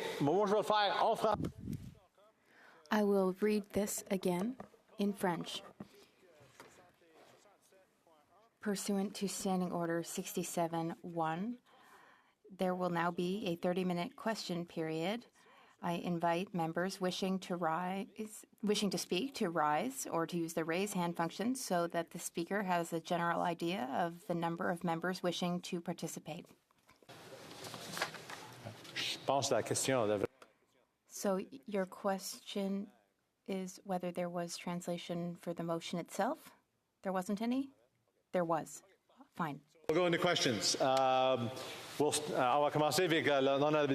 We will begin with the Honourable Member for Mégantic-L'Érable. Thank you, Mr. Speaker. The end of the session is right around the corner. The government is showing us that, once again, even though it has a coalition with the NDP, it has been unable to manage its goals of the House, and it has to use time allocation motions to get its legislation through. And that's unfortunate, Mr. Speaker, because the government sets the work of the House, the timelines. The government could have managed things better in order to have its legislation adopted without, in fact, having to resort to so many time allocation motions. Mr. Speaker, you know, the worst thing is that this week the government moved time allocation to in fact change the rules of the House. That's unacceptable. It goes against all tradition because normally changes to House procedure are done through consensus. So the Liberals, can they just admit that they can't manage this House and they're just making things difficult for everyone?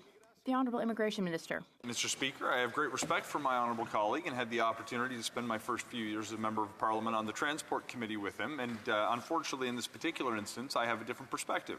The use of time allocation, I'd remind him, was a routine part of proceedings before we formed government in 2015. There are many hundreds of examples when former House Leader Peter Van Loan in fact used the exact same tool to put forward significant omnibus legislation when the opposition wanted to have a say. The reality is, as a result of us trying to get a number of things done as we approach the summer session, and as a result of certain tactics being deployed by His Majesty's loyal opposition, we found ourselves in a scenario where we were being threatened with filibusters that would potentially continue through to the end of the session that were going to delay important things from getting done. This is a particular piece of legislation that I think has been well litigated in this chamber and the other, and we now have an opportunity to move forward on an issue that I expect there is largely agreement between multiple parties. This will enable us to move over to other priorities that I know people in parts of Canada care deeply about, whether it's protecting the environment, advancing healthcare reforms, or including investments that will make life more affordable. We need to be able to have these debates and complete legislation in a timely way, and I'm going to be pleased to see Bill S8 form part of Canadian law, hopefully in the very near future. Questions and comments. The Honourable Member for Joliette. Thank you, Mr. Speaker. First, I would like to clarify that there was interpretation when you reread the motion. The interpretation was working when the motion was read, so we were able to follow the motion. Thank you very much. Here's my question for my colleague, for whom I have great respect. My question is about the competence of the government House Leader, who is trampling over House procedures, because when you change standing orders, usually it's done through consensus rather than through gag orders or time allocation. We have sat late every night. We did a lot of overtime last week as well. We've sat late every night this week. A lot of bills are being adopted, passed through very hastily.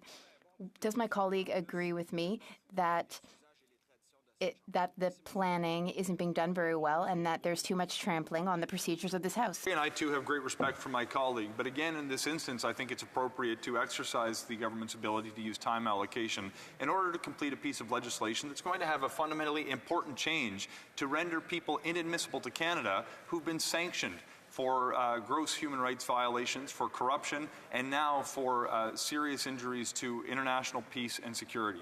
Mr. Speaker, this is something that I do expect. There's largely agreement between the parties on. It's going to result in many people who have been sanctioned as a result of their participation in Russia's invasion into Ukraine, or of course the massive abuses that are taking place against innocent people in Iran, and it's going to make sure that those people are not admissible to Canada. My view is that the House Leader has done an exemplary job of managing the agenda of the House in order to implement important reforms that we've worked together with opposition's party to secure, and this is the latest example that will allow us to move forward expeditiously with legislation that will improve Canada's laws and better serve Canadians by rendering inadmissible people that the government has sanctioned for serious injuries to international peace and security, which I hope is something that will receive the unanimous support of members of this chamber. Questions and comments. The Honourable Member for New Westminster, Burnaby. Thank you, Mr. Speaker. It's been said many times, there are two bloc parties in the House of Commons. There's the Bloc Québécois and the Bloc Everything Party. And the Bloc Everything Party, the Conservatives, have blocked everything from dental care to the grocery rebate to affordable housing. They blocked yesterday, Mr. Speaker, you'll remember, the hybrid parliament, except 2/3 of Conservatives used the hybrid provisions to vote against the hybrid parliament. You just can't make this stuff up. And now they're blocking S8. So my question to my honourable colleague is simply this. Why is the Bloc Everything Party blocking everything that would actually help their constituents, including dental care, which will help about 10,000 people in each and every Conservative riding? Honorable Ministre d'Immigration. The Honourable Immigration Minister. Speaker, I can't help but feel this question period is a reunion amongst friends. I mentioned my friend from the Transport Committee I sat with a few years. The next two questioners I spent considerable time on Finance Committee with and have very much enjoyed. I can't speak for His Majesty's loyal opposition, but I can observe from my own perspective a desire to interfere with the government's agenda for fear that people may actually see that the government is advancing measures that help people in communities. I believe that there is a dissonance between the Conservatives' perspective on time allocation today compared to when they actually held government prior to October of 2015. You will see hundreds of examples where the government of the day used this very specific remedy in order to advance legislation when opposition parties were trying to have disagreement. I sense that when time allocation is being objected to on an area where there has been significant debate that's already taken place and where I expect potentially unanimous agreement that this is more about the political effort to make sure the government can advance its agenda to help Canadians rather than it is the need to exhaust debate further.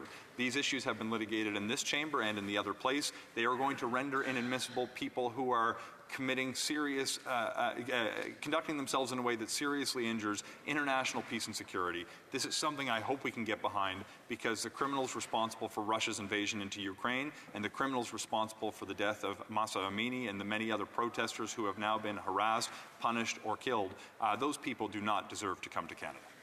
Questions and comments. Question commentaire. The Honourable Parliamentary Secretary to the Government House Leader. Yes, thank you, Mr. Speaker. And I just want to reinforce what it is that the Minister is saying in regards to sanctions that are in place and then preventing those individuals in which the sanctions have been applied to from being able to come into Canada. And, the Minister is so correct when he says There is broad support from it. Canadians as a whole, I believe, are behind the legislation. And what we've seen in the debates I've witnessed around the chamber is that all parties will, in fact, be supporting the legislation. The question I have for the member, and he made reference to it earlier in his first response, was that when you get legislation in which is receiving such good support, sometimes it's better to see it pass on so we could get it to other subject matters in which there might be more division on, which would allow for that additional debate, given the fact, and this is the big thing, given the fact that there is a finite amount of time. The Honourable Minister of Immigration. Mr. Speaker, it will come as no surprise that I agree entirely with my honourable colleague who's posed the question. The reality is I've come to understand over my now nearly 8 years in this institution that the greatest currency that any of us have in Parliament is time. There are a finite number of legislative days in which we have to advance laws that will improve the quality of life that Canadians get to enjoy. This particular idea, one that will render inadmissible some of the people who are responsible for the greatest sins committed globally in recent history, that those people should be inadmissible to Canada.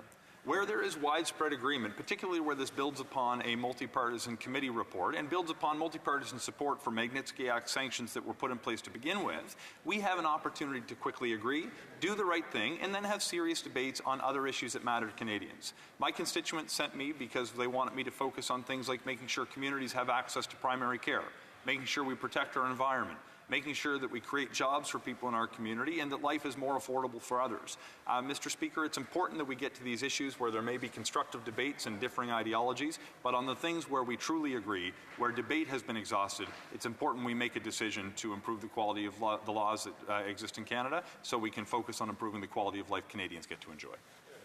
Questions and comments? The Honourable Member for Sherwood Park, Fort Saskatchewan. Thank you, Mr. Speaker. My concern around this legislation is not so much with the text of the bill as with the way that the government uses the sanctions tools that are available to them. Parliament gives the government sanctions tools, and then it's up to the government to determine how to use them. And this government has been relatively limited and ineffective in their use of sanctions tools, and there are also, I think, significant gaps in enforcement. I want to ask the government a particular question about their sanctions regime, and I hope we'll hear an answer. Why has this government stopped using the Magnitsky Act to sanction human rights abusers? It's been a number of years since that particular legislative tool has been used. Why has the government stopped using the Magnitsky Act to sanction human rights abusers? Thank you.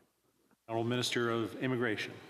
Mr. Speaker, I always enjoy questions from the honourable member. I find him to be thoughtful, though we often find ourselves in disagreement, and I think to have respectful engagement on issues that matter is very important. With respect, there's a number of different kinds of sanctions that may be most appropriate for different kinds of scenarios. In fact, before the changes to S8, there's certain kinds, including human rights abuses, that could be launched through our sanctions regime. We also had the opportunity to sanction individuals for significant acts of corruption, both of which could have rendered a person inadmissible. Going forward, we will be able to render people admissible as well for violations that cause interruptions to global peace and security. For what it's worth, there's another expansion that will ensure that we're not just dealing with acts committed by countries, but sub-state actors and terror organizations. I think going forward, when the facts justify it, may be most appropriate to use sanctions for human rights abuses, but in the present instance, we've seen a significant increase as a result in particular of Russia's latest invasion into Ukraine, of bad actors who I think are complicit in those kinds of actions that have interrupted global peace and security. Whether it's for gross and systematic human rights violations, whether it's for significant acts of corruptions, or whether it is for this new power that will be rendering people inadmissible based on their erosion of international peace and security, I think all of those groups deserve to be sanctioned with inadmissibility, not just the pre-existing consequences that were available under the particular piece of legislation that's at issue in this particular debate. Questions and comments. Question commentaire. The Honourable Member for New Westminster Burnaby. Thank you very much, Mr. Speaker. I recall a very dismal decade of the Harper regime where time allocation was used all the time, but always to eliminate, push down rights, strip away things from people. We saw time allocation used to strip away pensions, forcing seniors to work longer years of their life, often in physical labor. I spoke on in the floor of the House of Commons, you'll recall, Mr. Speaker, about what the damage the Harper regime was doing. They forced that through. They stripped away environmental protections. They covered up their myriad scandals over the period of a decade, all using time allocation 150 times. Now, in this Parliament, we see the use of time allocation having to be used because of the Conservatives blocking things such as a sanctions list or improved sanction regime. And it just doesn't seem to make sense, Mr. Speaker. So I wanted to ask my colleague, what is the logic around this when Conservatives block important legislation that will actually benefit the country? What does my colleague think is behind that approach of blocking every single piece of legislation? The Honourable Minister of Immigration, Refugees and Citizenship. Mr. Speaker, I think to respond to my honourable colleague, it's important that we understand that time allocation is not inherently a good nor bad thing. Time allocation, the appropriateness of its use depends on how it is implemented in a given set of circumstances. I think to one extreme, if the government is using time allocation to stifle debate or avoid accountability, I think most people would agree that is a bad thing. But on the other side of the equation, it's possible time allocation can be used to get things done, when in fact there is, particularly in an instance such as this, where there's widespread agreement on an issue, where there has been debate.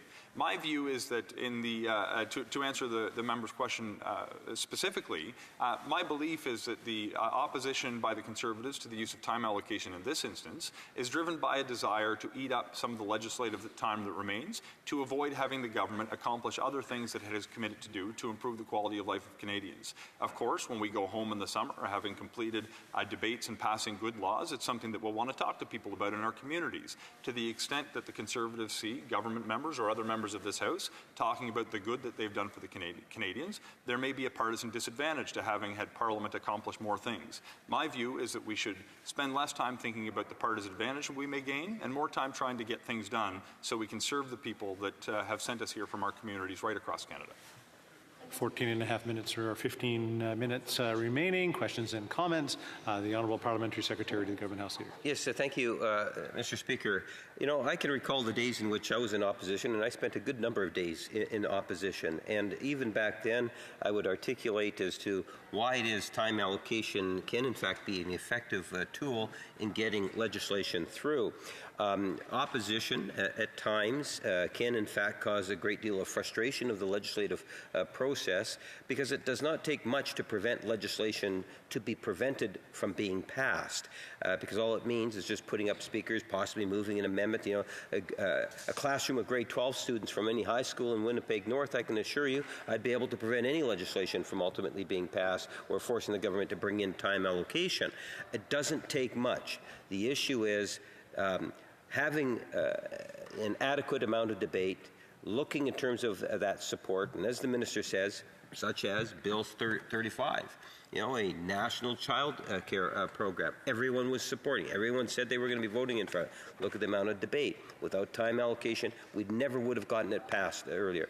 The question to the member is, and he's already said it to a good part already, is that there is a need. It can be a useful tool.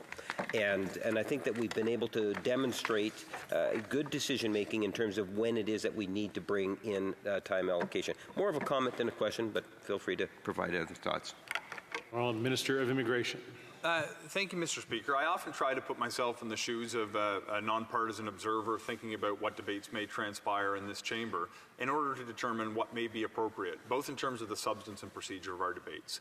My sense is that people who come from my community would like to see that we give an opportunity for parliamentarians who have a particular point of view to put that view forward on the House of Commons, to have people who come from different communities, different walks of life, and have different lived experiences to do the same. And at the end of that reasonable debate, there should be a vote to determine whether the proposal should be adopted by the House of Commons and adopted into Canadian law should the other chamber in Parliament also agree on the same form of that legislation. In this particular instance, it provides an excellent example of when time allocation is perfectly appropriate. There has been significant debate. The other chamber has adopted the law. We are now dealing with the final stage of proceedings when it comes to doing something that I think all members in this chamber will eventually support, which is to render inadmissible people who've been sanctioned for egregious conduct of the highest order. When we have widespread agreement, when we have had significant debate, I think Canadians expect us to put it to a vote and move on to things that will allow us to deliver additional supports to their families, improve the quality of services that they enjoy, or protect our natural environment. I think the debate has been exhausted. I think time allocation is appropriate, and we'll be able to get this done to improve the quality of laws that we have on the books in this country. 12 minutes qui nous reste. The honourable member for Edmonton Manning. Thank you, Mr. Speaker. It seems like the using time allocation seems to be a tradition that this government has been doing for the last 8 years. And because of that, I mean, the first impression comes to mind that it's an ability to deliver on time, to be able to manage properly, and to have to run the operation as smoothly as it should be. And that has to do. I'm not addressing the NDP member there, if he can give us some quiet time. Therefore, the time allocations, as I said, has been used more widely than ever, and it's a sign, as I said, of inability to manage properly. And the assumption that always the opposition, the official opposition, that makes the government, push the government toward that, not entirely correct. The question to the honourable member, why the government is selective on using time allocations, on good things they don't, on certain other things they do all the way. The Honourable Minister of Immigration. Mr. Speaker, with enormous respect for my colleague, it is revisionist history to suggest time allocation is being used more now than ever in history. I would point him to the many instances when the former House Leader of the Conservative government, when they were in power before October of 2015, implemented time allocation measures on hundreds of occasions in order to stifle debate. The reality is we use it sometimes and not others because it makes sense sometimes but not others. When there has not been sufficient debate to bring the best ideas from parliamentarians who represent communities across Canada, then I don't think we should be moving forward with time allocation. When there is not an opportunity for people to have had put their voices on the record in an attempt to further the debate and potentially change the legislation for the better, those are opportunities where we should give space for people to contribute their ideas further. When there is such widespread agreement, when people have had the opportunity to put their voices on the record, when there is not a lineup of speakers who are still trying to improve the quality of the laws that we're debating, it's entirely appropriate to use time allocation to prevent opposition parties from using procedural delay tactics designed to prevent the government from implementing the agenda it has committed to Canadians that it would implement. This is a perfect example of when time allocation is appropriate. There is widespread agreement. There has been sufficient debate. We can all move forward knowing that this is going to improve the quality of our sanctions laws and inadmissibility regime in Canada, and I think it's appropriate that we wrap this debate up and continue to work on the things that matter most to Canadians. Question et commentaire, l'honorable député. The honourable member for Joliette. Thank you, Mr. Speaker. I'd just like to share my view because the Liberal members were kind of saying that this was the best thing since sliced bread. But as far as I'm concerned, closure is essentially the government running roughshod over the House. It's unacceptable. When there's closure, it's because the government mismanaged the House's time. Clearly, S8, all parties are in agreement. It's at third reading. At third reading, the work has gone well. It's gone smoothly. But just by way of example, last night we were discussing C9 until midnight. It had been debated many times, even going back before the last election. So why didn't the government say this is important? There's consent. Let's go ahead with this. It's taken years. Another example, Mr. Speaker, the Budget Implementation Act. They used time allocation on that too. All of the organizations who are interested in it, they need time to debate, but no, they restricted debate. And there was time needed to correct the deficiencies at committee. Another example, during the pandemic, they came up with a bill that they wanted to steamroll through. We said we need a couple of weeks to study it. Why not table it a couple of weeks early so that people can read it and then we can improve on it? No, they didn't want to do that. They wanted to rush it through, and then they had to enact legislation later to fix all the shortcomings with the bill. It's unacceptable. The Honourable Minister. Honourable colleague has included a number of different aspects to his question. I'll do my best to address those that time provides for in this particular instance. I think it's important to recognize that in any given instance, reasonable people can disagree on the appropriateness of a procedural measure used in the House of Commons. In this particular instance, where there is widespread agreement, where there has been sufficient debate, I think it's entirely appropriate. He cited Bill C-47, the Budget Implementation Act, with enormous respect to all members of this House. I had not seen a novel argument in that debate put forward. We had an opportunity to debate the measures that were included in the budget. We had an opportunity to further debate some of the measures that were being implemented in the recent Bill C-47. My own view was that the supports that were going to be delivered to Canadians, including everything from tax breaks for skilled tradespeople to advancing childcare to in other pieces of laws that were dealt with previously, getting grocery rebates to people, there was an opportunity for us to deliver the supports that people had counted upon expeditiously. In my view, having not seen novel arguments being presented in the House of Commons, needing to get supports to people in a timely way at a time when those supports are most needed, it was also appropriate. The wonderful thing about our democracy, Mr. Speaker, is this decision is not made by any one individual, even by the Cabinet. It's made by a majority of members who were elected to the House of Commons by the communities who sent them here. In each instance, time allocation has been supported by a majority of members, and I think that's the appropriate way to deal with the present issue, in particular given the widespread agreement and significant debate that's already taken place. Questions and comments. The Honourable Member for Nunavut. And I'd like to thank the member for his informed responses to all of our questions. I still feel quite new as an MP, with this being my first term, so sometimes it feels like it takes me a while to learn some of these procedures, and time allocation is something that I'm still getting myself familiar with.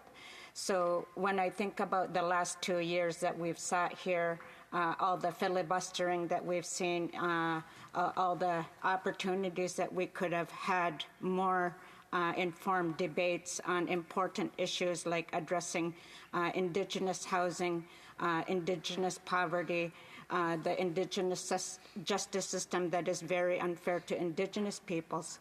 So I wonder if he can explain through you to the Speaker why it's so important, especially in S8, why time allocation is so important and what led up to this debate today. The Honourable Minister of Immigration. Mr. Speaker, I thank my colleague for her question, and though she may be a new member, I can tell you she provides immense value to the debates that take place in this chamber, and I thank her for her presence here and the representation of her community. She has learned a lesson, though she may be in her first term, far more quickly than I did when I was in my first term. When I was first elected, I wanted to chase every car, make every argument, and take part in every single debate. What I came to understand was that the greatest currency we have as parliamentarians is the time during which we can put forward the arguments that support our communities. Every minute that we spend on one issue is a minute we do not spend on another. When we're dealing with an issue such as this, in S8, something as simple as rendering inadmissible some of the worst criminals who are responsible, in this case, for the invasion into Ukraine by Russia, the latest invasion into Ukraine by Russia. When we're dealing with the people who are responsible for the persecution of innocent people in Iran following the deaths of Mahsa Amini because they had the audacity to protest this egregious behavior by their government. I think we can agree. I think we have had the debate we needed to have, and now we have the ability to move on to deal with other pressing issues, such as those the member referenced in her question, and I look forward to hearing her perspective on those important debates as soon as we're able to wrap this measure up as quickly as possible. Questions and comments? Question commentaire. The Honourable Member for Wellington Halton Hills. Thank you, Mr. Speaker. Just 2 points to add to this debate. The first point is that the government has used time allocation and closure at the same rate as the previous government. CBC did an analysis of a 2-year period of this government and found that government managed to get 23 bills passed through the House of Commons, and it used time allocation and closure 23 times. Now, the previous government used time allocation double the number of times that the current government has done, but the previous government had double the number of bills that they had introduced into this House and adopted in this House. So if the government has used time allocation to a lesser extent in terms of absolute numbers in the previous government, it's only because they've had a much lighter legislative agenda. And the final second point I'd make, Mr. Speaker, is that back in 2015, this Prime Minister and this party promised to do politics differently and promised to limit the use of closure and time allocation. So clearly, that has not happened. Hear, hear. Honourable Minister of Immigration. Mr. Speaker, I always enjoy the opportunity to engage with my honourable colleague. I think he's one of the most articulate members in the House of Commons. With enormous respect, I think it's important that we don't adjudicate the ability of a government to make a difference in people's lives by the number of bills that a government has adopted.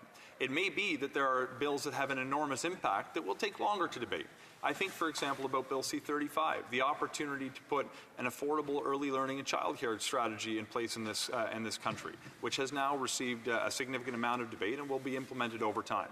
To the extent that our use of time allocation reflects the same number of instances per bill, I have no reason to doubt the figure that he's citing. But I think what's important is not just the number of times that it's been used, but the context in which it has been used. If we look at this present piece of legislation that is being debated on the floor of the House of Commons, we can see that there's widespread agreement. We can see there has been significant debate.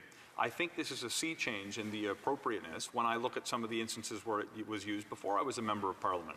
In particular, when omnibus budget legislation was used not for relatively uncontroversial measures, but for things that would significantly erode the environmental assessment process that we use for waterways and our oceans.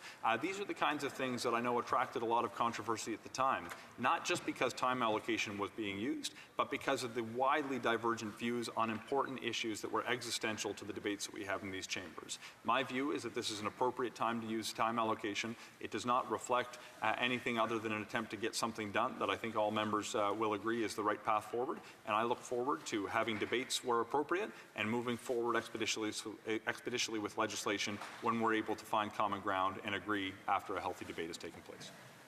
Pour peut-être une petite question à... Quick question. The Honourable Member for Trois-Rivières. Vous avez les motions d'allocation. Thank you, Mr. Speaker. You know, time allocation motions, closure motions, they're ways of undermining democracy. Shakespeare said that the prideful leave no glory behind them, so perhaps they should meditate on that. L'immigration.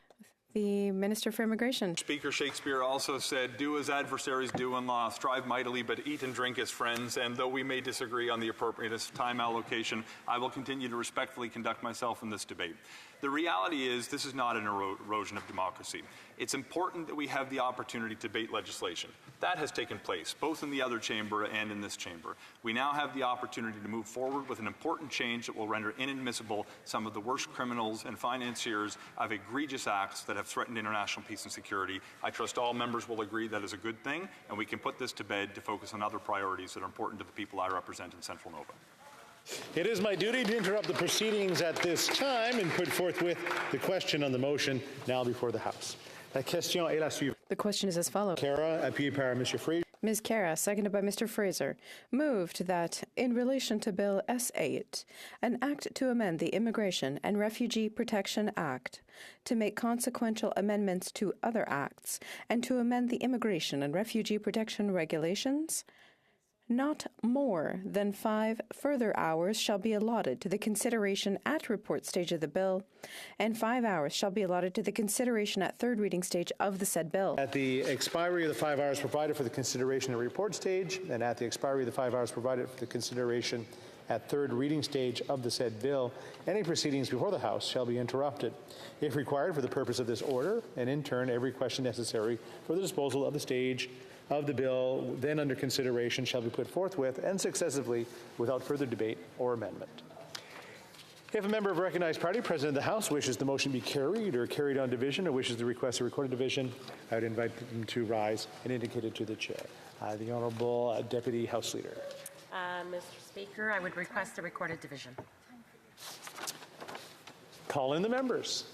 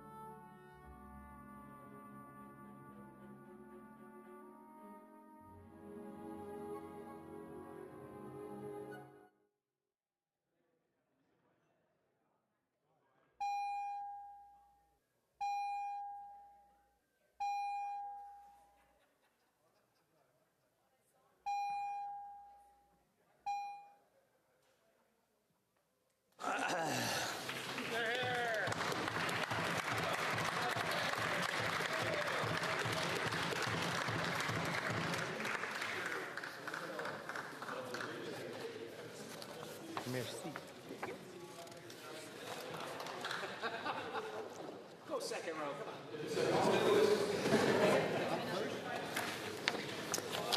La question est la suivante. The question is as follows. Madame Kara.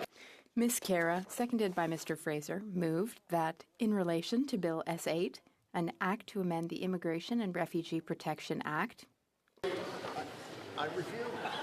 De la protection des réfugiés au portant des...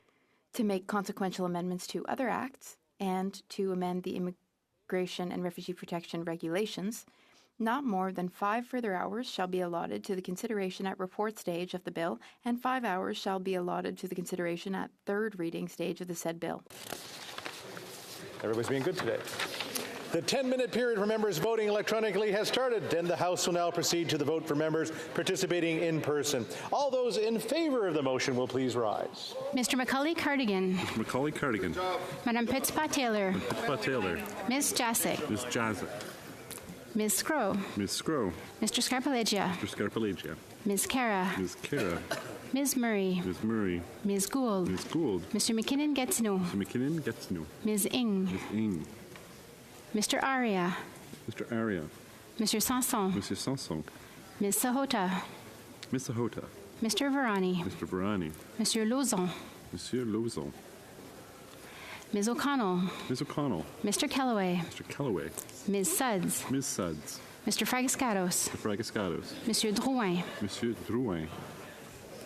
Mr. McKinnon Coquitlam Port Coquitlam. Mr. McKinnon Coquitlam Port Coquitlam.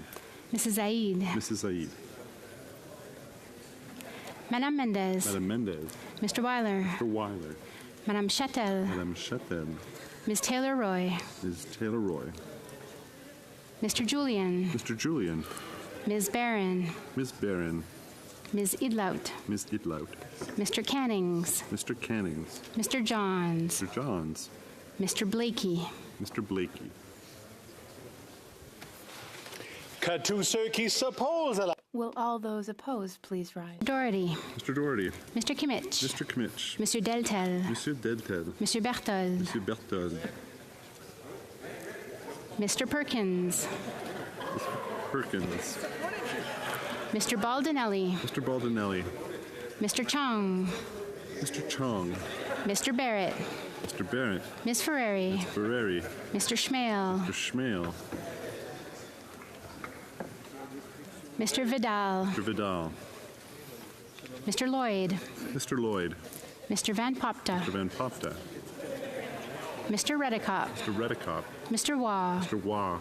Mr. Viss. Mr. Biss. Mr. Gould. Mr. Gould. Mr. Arnold. Mr. Arnold. Mr. Cram. Mr. Cram. Mr. Macaulay Edmonton West. Mr. Macaulay Edmonton West. Mr. Ruff. Mr. Ruff.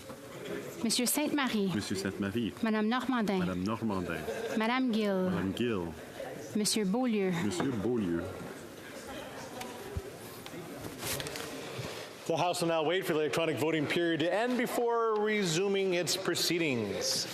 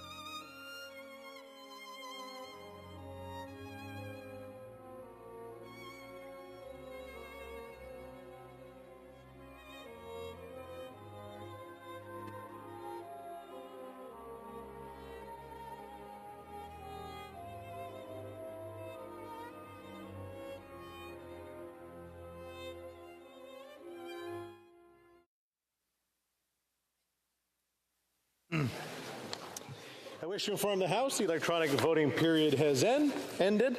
Si les députés n'ont pas pu voter, if a member was unable to vote due to technical difficulties, please indicate so to the chair.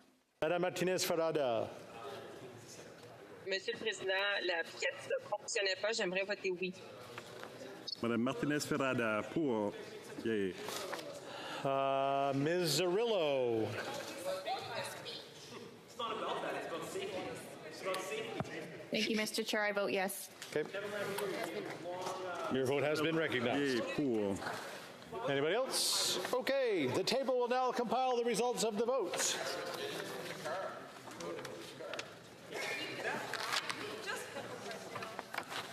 Yeas pour 172, 172. Nays contre 135, 135. I declare the motion carried. The Honourable Minister of Seniors. Mr. Speaker, an agreement could not be reached under the provisions of Standing Order 78.1 or 78.2 with respect to the report stage and third reading stage of Bill C-42 and an act to amend the Canada Business Corporations Act and to make consequential and related amendments to other acts. Under the provisions of Standing Order 78.3, I give notice that a Minister of the Crown will propose at the next sitting a motion to allot a specific number of days or hours for the consideration and disposal of proceedings at the respective stages of the said bill. And also, Mr. Speaker, I request that the ordinary hour of daily adjournment of the June 19th, June 20th, June 21st, June 22nd, and June 23rd sittings be at 12 midnight, pursuant to order made Tuesday, November 15th, 2022. Thank you, Mr. Speaker. Pursuant to order made on Tuesday, November 15, 2022, the Minister's request to extend the said sittings is deemed adopted. It being 1:46, the House will now proceed to the consideration of private members' business as listed on today's order paper. Private members' business, resuming consideration of second reading of Bill C-321, an act to amend the criminal code, assaults against healthcare professionals and first responders, in the name of Mr. Delort. À l'ordre, s'il vous plaît. Order, please. Order. Et puis, le parquet est... The floor is open. The Honourable Member for Manicouagan. Thank you, Mr. Speaker. I'm very pleased today to rise to speak about Bill C-321, put forward by my colleague from Cariboo, Prince George. This bill wants it to be taken into account as an aggravating factor, the fact that the victim of an assault is a healthcare respondent or a first responder. And I'd like to begin by thanking members who are speaking in the chamber to please take it to the lobby so that we can hear the honourable member from Manicouagan. Thank you. L'honorable député de Manicouagan. The honourable member for Manicouagan. Thank you very much, Madam Speaker. So as I was saying, I'd just like to take a few minutes before beginning my speech to thank all the healthcare workers and all the first aiders, first responders in my riding and in Quebec and in all of Canada for their work during COVID. They surely experienced the pandemic more intensely than the rest of us. It was a crisis, a time of crisis, and people were fearful. Unfortunately, fear can affect people's behavior and stress too. So obviously, healthcare workers and frontline first responders were, of course, victims of an increased number of violent incidents. Same thing for forest firefighters fighting the forest fires. People are stressed out, and in my riding, all services were basically stretched. People were made to evacuate their homes on very short notice. And so many workers who work behind the scenes or keep a very low profile, but they've had to work under these difficult circumstances and with great pressure on their physical and psychological well-being. So I'll say right away that the Bloc is in favor of this bill. This is a bill that basically is a response to a recommendation from 2019. It was a recommendation that was made to the government in 2019 to amend the criminal code. And I'm quoting here, to require a court to consider the fact that the victim of assault is a healthcare professional or first responder to be an aggravating circumstance for the purposes of sentencing. So this request came from many health care groups, the doctors, the nurses associations. Everyone was in favor of doing this, but of course there was an election, and so that recommendation was never followed through on, and that is what lies behind the member for Caribou Prince George's private members bill here. So the Bloc is in favor of this bill, although we would like to say that in a way this bill has already been incorporated into the criminal code, section 718.2, which says that an assault on a healthcare worker is an aggravating circumstance. So what this bill would do is basically reinforce this factor that's already being taken into account. That said, we are in favor of this bill. We also wanted to point out that although we agree with the bill, it's not a magic wand. Having something like this in the criminal code, in other words, making it an aggravating circumstance for the purposes of sentencing, is not a panacea, because what's more important is to protect our healthcare workers upstream of these incidents ahead of time, to prevent them or head them off. And we in the Bloc are of the view that if the healthcare system were properly funded, that could actually contribute to lowering the risk of aggressiveness or violence against healthcare workers or first responders. Because, and we saw this during COVID and in other circumstances as well, but I'm thinking particularly of COVID in 2019 and just before then, people need service, and what's happened is year after year services have been cut, and this has increased the workload of healthcare workers and first responders, among others. And so this affects their mental health as well. So this problem needs to be dealt with in a comprehensive and holistic way. And we shouldn't be skimping in our funding of healthcare. We should be ensuring that healthcare services are adequately funded so that they can meet the needs of the public. Now, there are people who are aggressive or violent. I don't mean to excuse them in any way, but I think we all have a responsibility to see to it, whether it's through the bill put forward by my colleague from Caribou Prince George or whether it's through funding for healthcare. We all need to make sure that we equip these workers to do what they want to do. It's in many cases, it's their calling. I worked in this field my mother worked in this field for 40 years. It's a calling. It's truly a calling, healthcare. for the workers, and this is what they were hired for. This is what they want to do.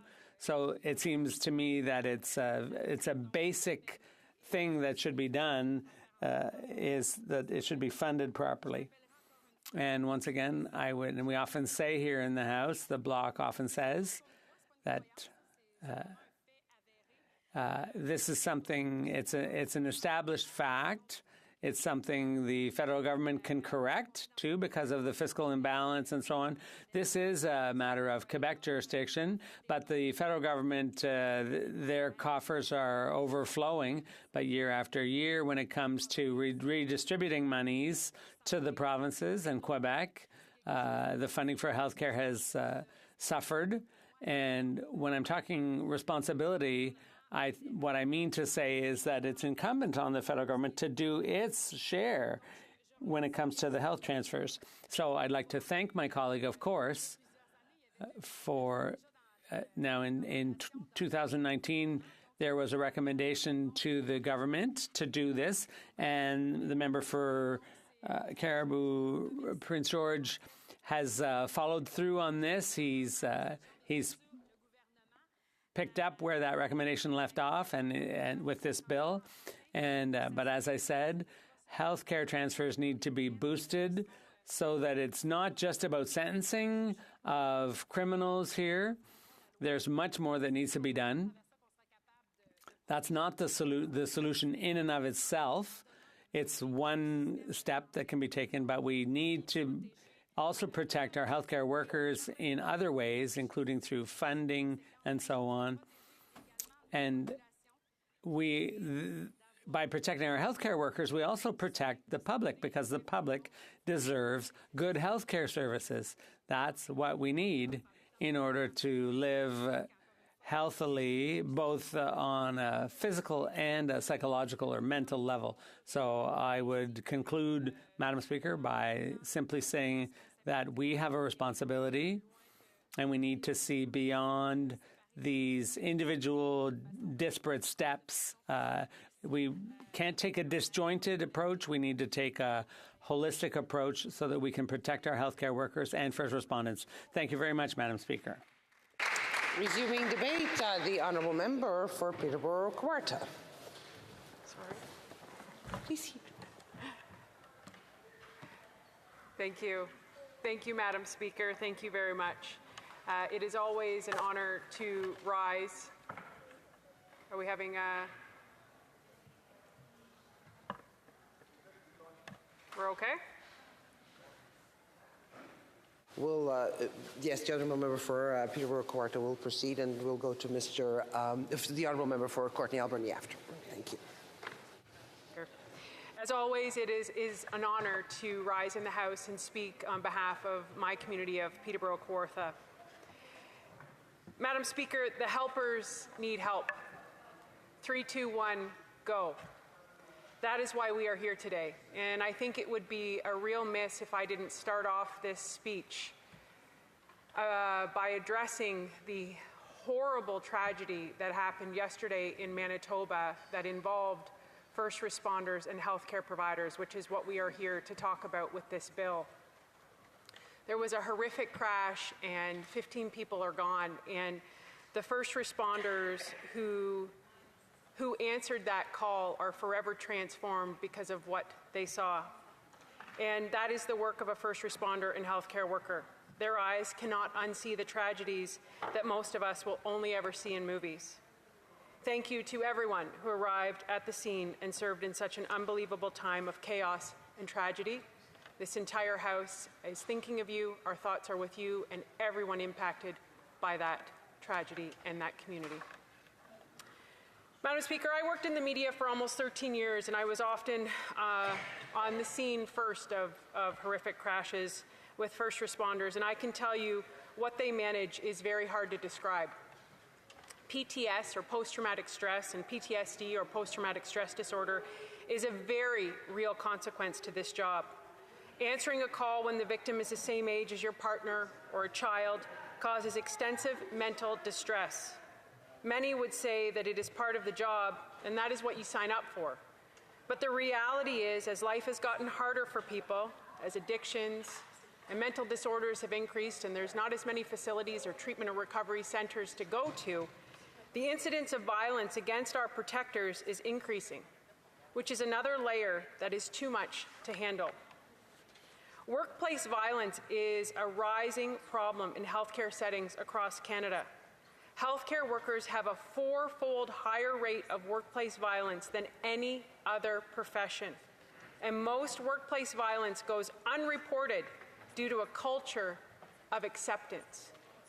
This was from a report that was done in 2019 through our Health Committee, and those recommendations have been put forth to the government, but yet we have not seen any action. And today, we have something here on the floor of the House of Commons that will give action and help to our helpers. It would be pretty difficult to debate the strong correlation to the increase in violence to first responders and healthcare workers and the decrease in recruitment and retention of these jobs. We have a shortage of healthcare workers in a time when we have a healthcare crisis. Recruitment and retention concerns are reported in all provinces. By approving this bill, by passing this bill, we will send a clear message that the government and Canadians value their work. And we need and want you.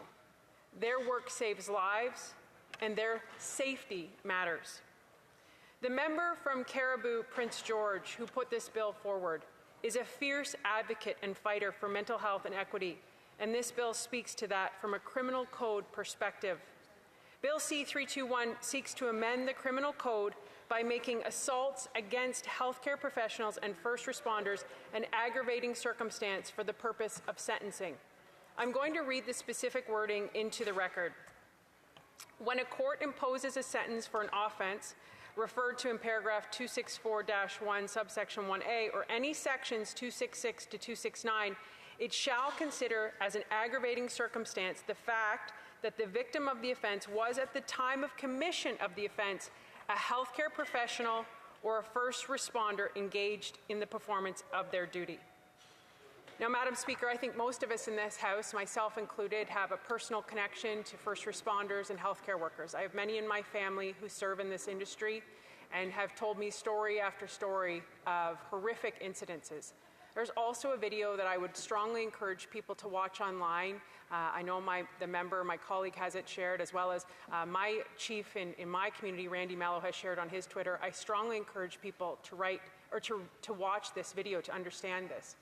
Now, Paul Hills is a paramedic who came to my office in Ottawa to talk to me about this bill. Paul Hills has been a paramedic for 24 years, and he serves in Saskatoon. And when he came to my office and talked to me, I think what left me most shocked was that he told me he now has to wear a bulletproof vest to work. These are the people that show up in the time of extreme chaos, the time when our lives are on the line, and now their lives are on the line. They are supposed to be the calm. And how are they supposed to self-regulate? How are they supposed to be calm when their own life is in danger? They don't know when they show up now if they're going to be stabbed, punched, kicked. They don't know. And we have a duty and responsibility in this House to pass legislation that not only says you matter, but actually puts it into law to protect them.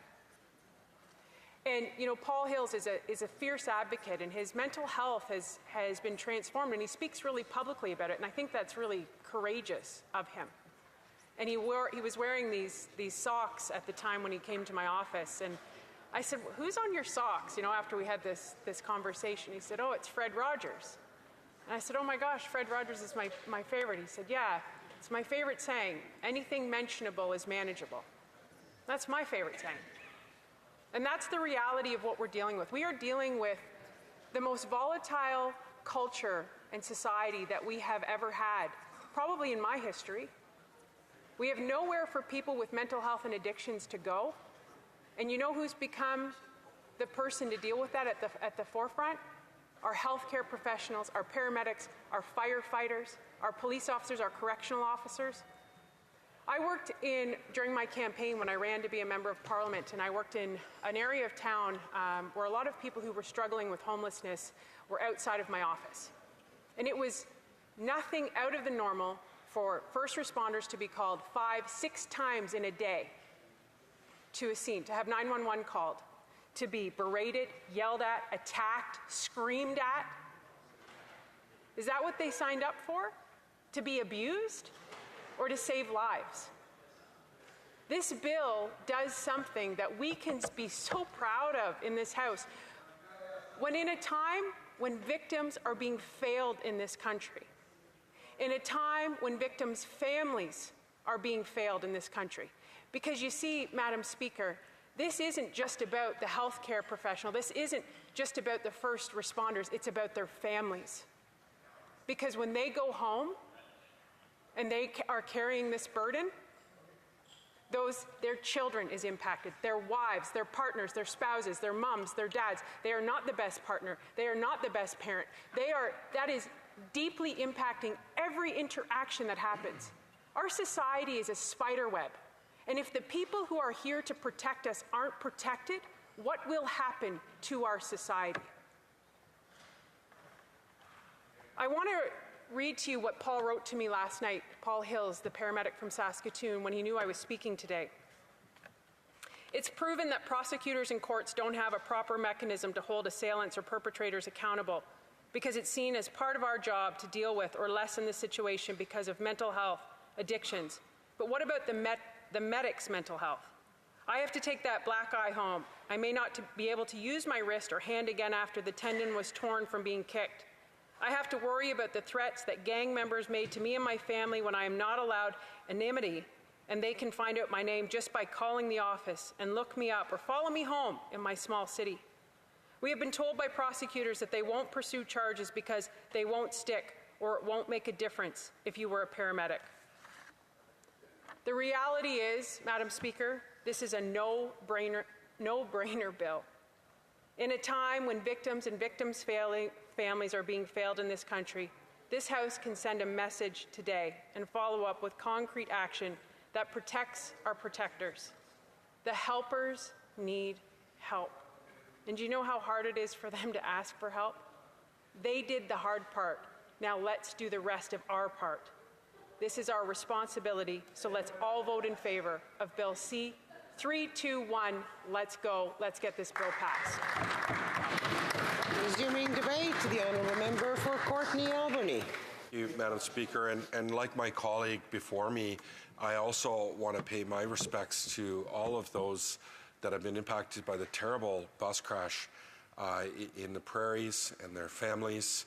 And I thank all the first responders and everybody in our healthcare system, especially. I mean, it's a traumatic experience for them and for everybody in those communities. And I also, we're in the middle of a crisis in my riding. There's wildfires that have cut my riding right in half, Madam Speaker. Over 30,000 of my constituents are cut off from the rest of Canada, and many of them are struggling. And I have to give a shout out to all of those that are fighting the wildfires, all of the first responders and the people in our communities that are stepping up, the food banks, looking out for each other. It's what we do in Canada and across this country, especially in rural Canada. We look out for each other. And Madam Speaker, it is a tremendous privilege to rise to speak to this bill. And I've worked with my colleague from Caribou, Prince George, since we both got elected in 2015. He brought forward a bill for a PTSD strategy. And as a former paramedic himself, he really knows, working in, I think, ambulance,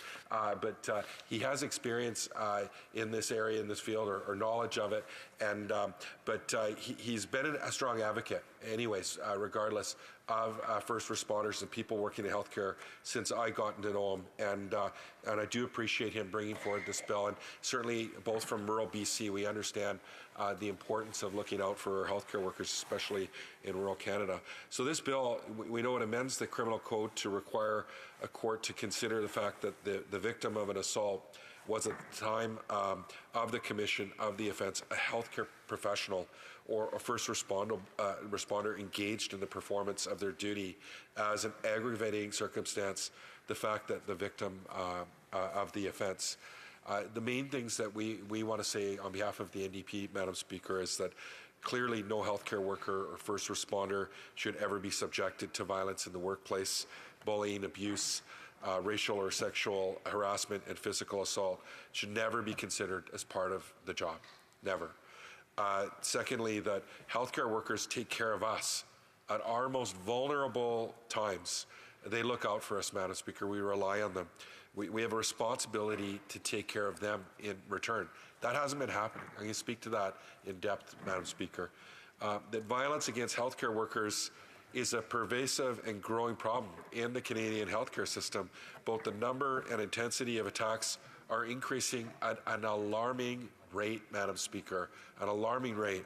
And assaulting a healthcare worker not only harms the individual person, it also puts our entire healthcare system at risk. And I speak again to that in more depth. But workplace violence is a major factor driving Canada's dire health staffing shortage. And Madam Speaker, we know that, like I said, that workplace violence is a pervasive problem in healthcare settings across the country. But prior to COVID-19, healthcare workers already had a fourfold higher rate of workplace violence than any other profession. We know it's gotten worse since then. And incidents of violence against healthcare workers, have escalated dramatically during the pandemic and post-pandemic. So we're already in a crisis, Madam Speaker, like I said, pre-pandemic. We've seen that there's a labor market shortage in the healthcare system. We've seen the increased demands on the healthcare system. And Madam Speaker, back in 2017, there was a survey that cited 68% of registered practical nurses and personal support workers experienced violence on the job at least once that year. Imagine, Madam Speaker, going to work and at least once a year, someone is going to commit a violent attack against you. Like, who wants to work in that environment, Madam Speaker? It's just terrible to hear these stories. And nearly 1 in 5 have said they've been assaulted 9 or more times in that year alone, Madam Speaker. So, you know, we heard from the Canadian Federation of Nurse Unions that violence-related incidents and claims for frontline healthcare workers have increased by almost 66% over the past decade, 3 times the rate of increase for police and correctional service officers combined, who are also facing an increase, Madam Speaker. So what we really need to step back and look at is over the last couple of decades, we have seen a huge erosion of our healthcare system. And I'm going to speak a bit more about that. And you know, we look at Canada and our ratios of nurses to patients.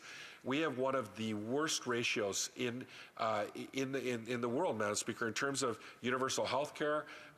You know, we're at the bottom, just above the U.S., Madam Speaker. So that's just a terrible stat on its own.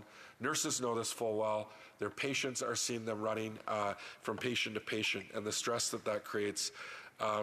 They're really the victims, Madam Speaker, of the failure of consecutive federal governments and provincial governments to stabilize and strengthen our healthcare system. They've been dealing with the huge erosion of cuts.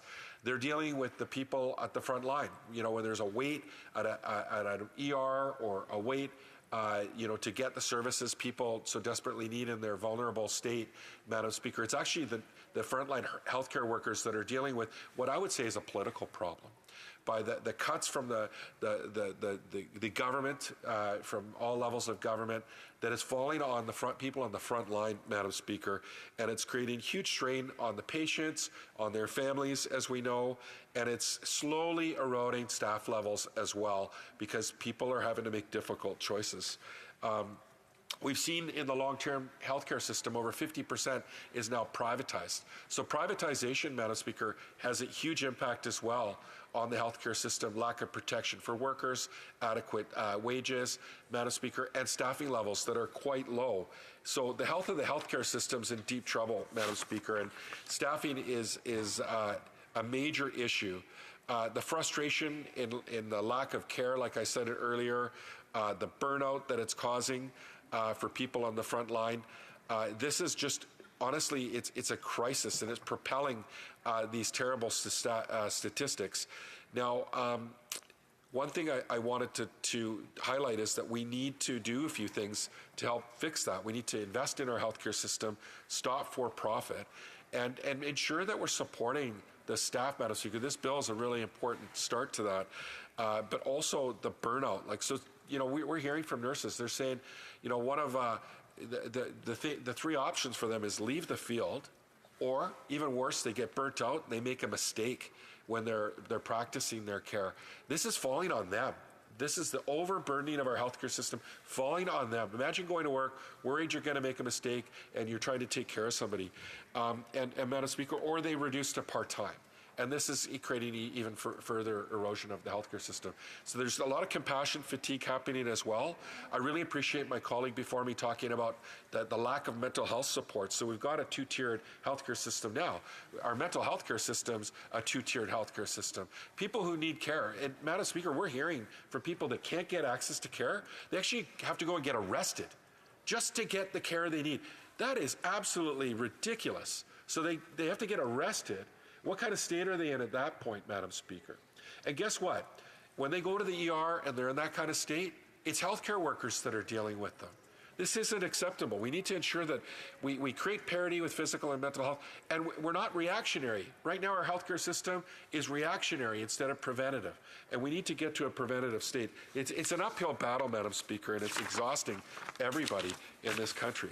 I do want to highlight that our critic from Vancouver Kingsway, he tabled a very similar bill, Bill C-434, to ensure that that we're kind of on this path. And as well, I believe my friend from Caribou Prince George, he's tabled this very similar bill. We want to make sure that that we get the definition right of healthcare professional or first responder. So we're supportive, obviously, of this legislation, and we can work on that with our colleague at committee. I'm sure we can find a pathway to doing that.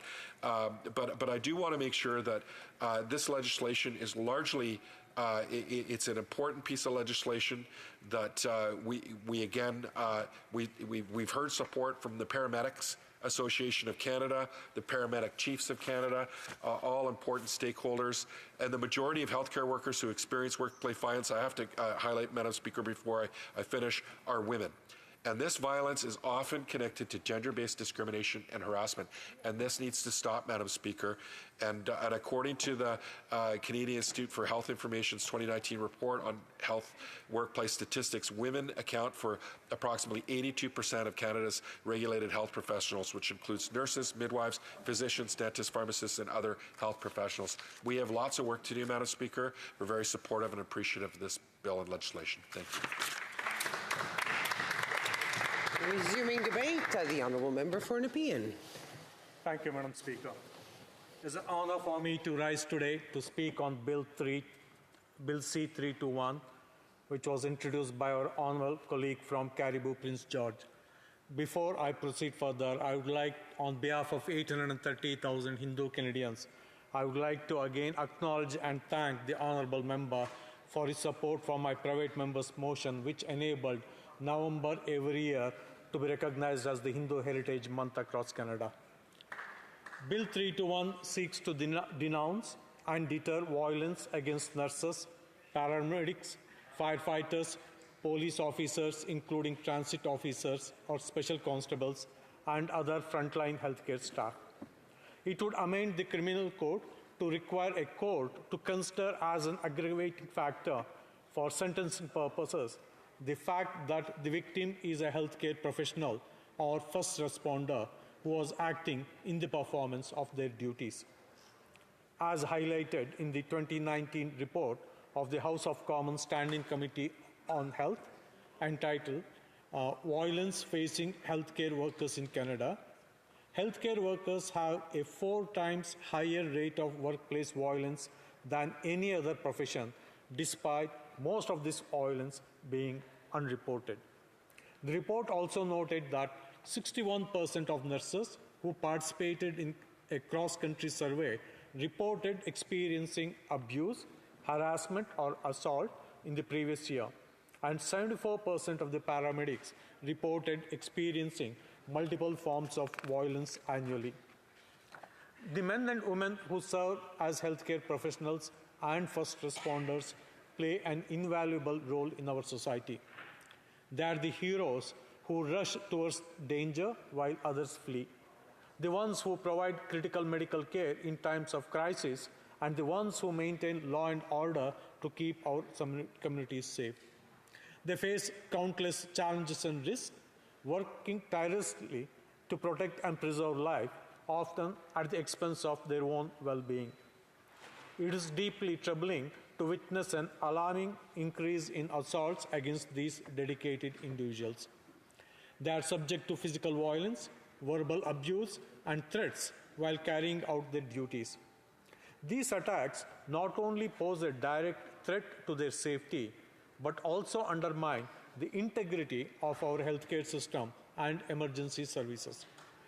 It is essential that we take a strong stand against such heinous acts and provide a higher level of protection for those who selflessly dedicated their lives to serving others.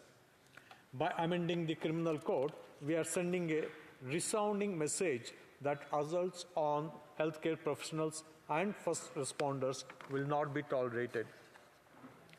We are acknowledging the unique challenges they face and recognizing the importance of their contributions to society. When passed, the bill will serve as a deterrent, discouraging potential perpetrators from engaging in acts of violence against these essential workers.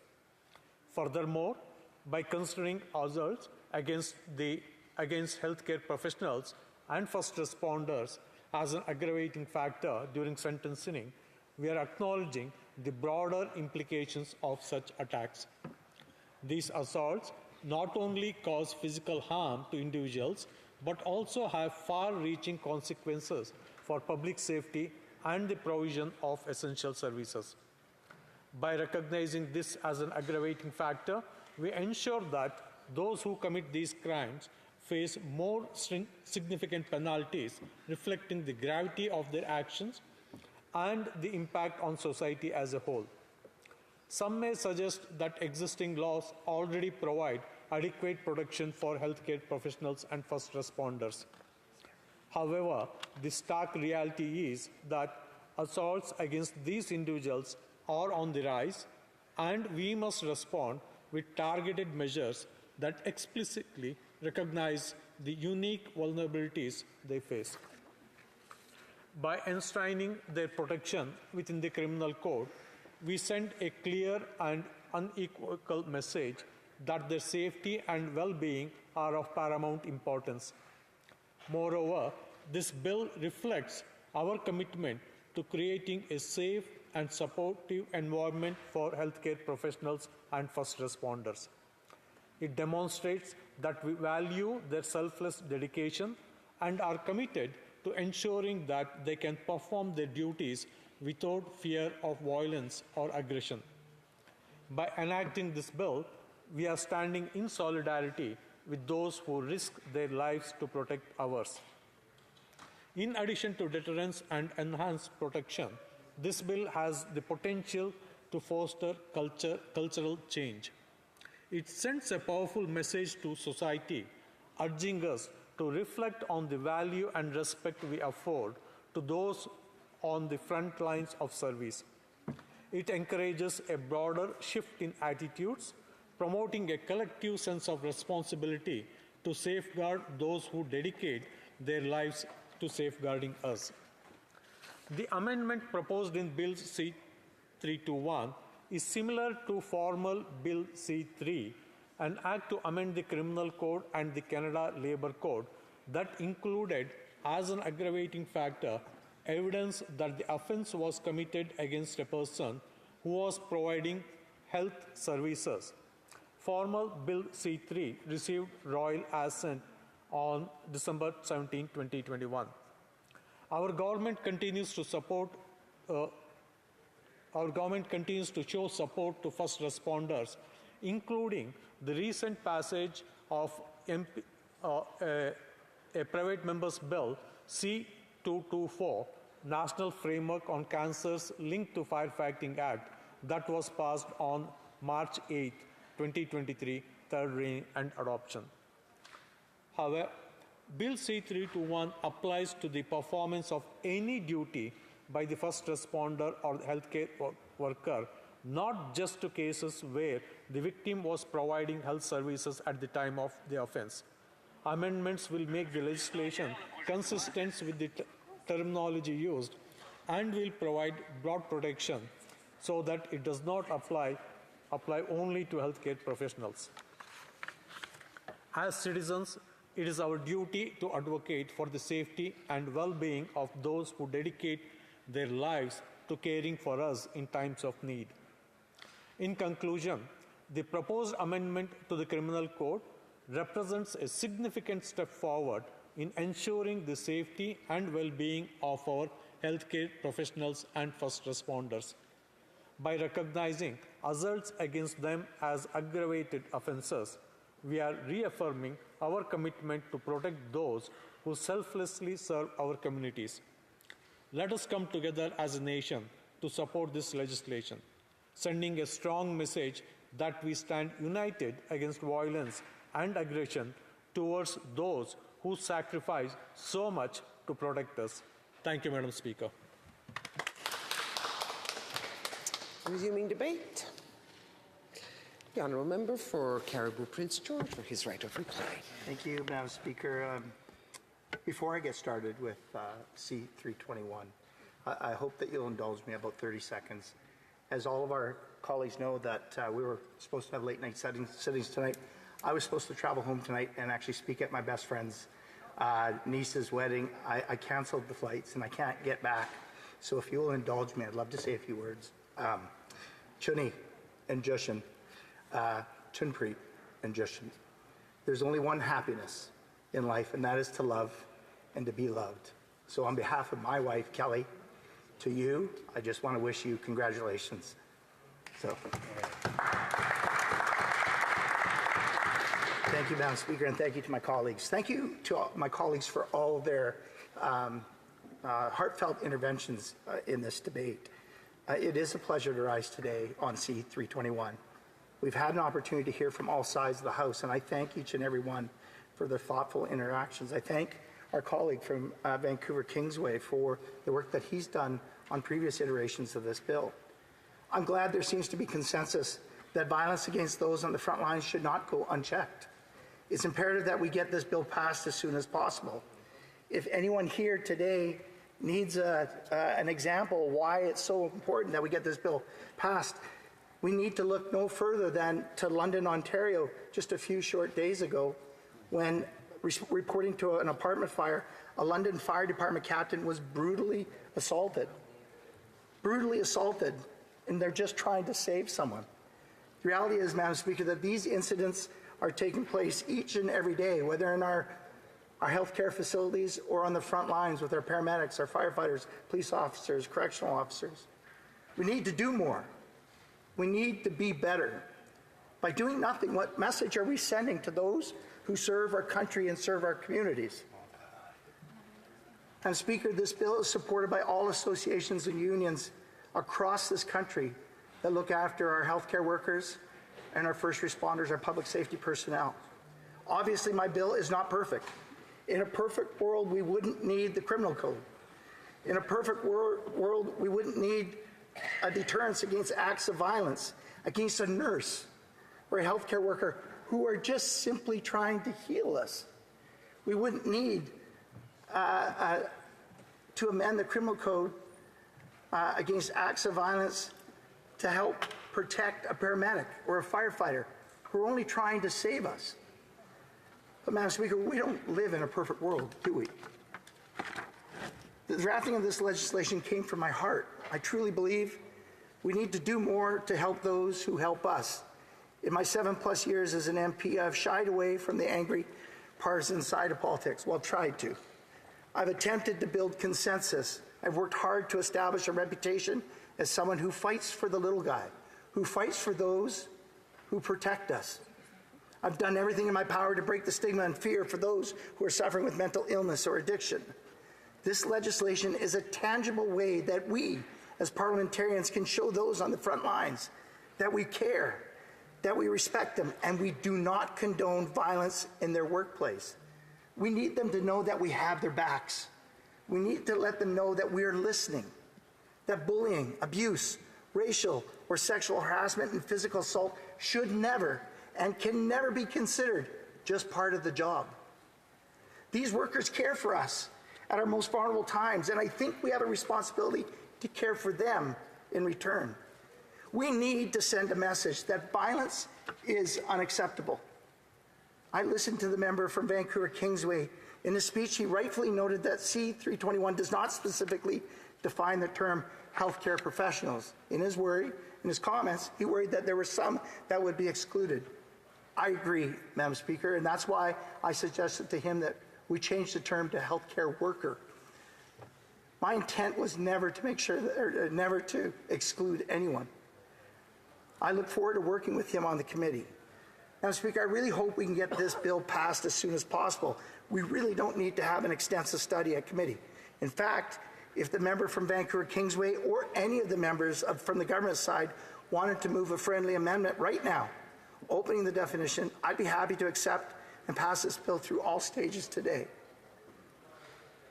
We could even use the wording provided by my honourable colleague from Richmond Hill, replacing the reference to healthcare professional with a person who provides health services.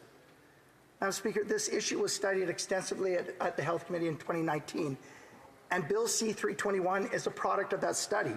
Their unanimous support violence facing healthcare workers in Canada, they suggested making the amendments to the Criminal Code. Now, Madam Speaker, I know it's not the be-all, the end-all, but it is a start, and it's a beginning, and it sends a message that we're listening.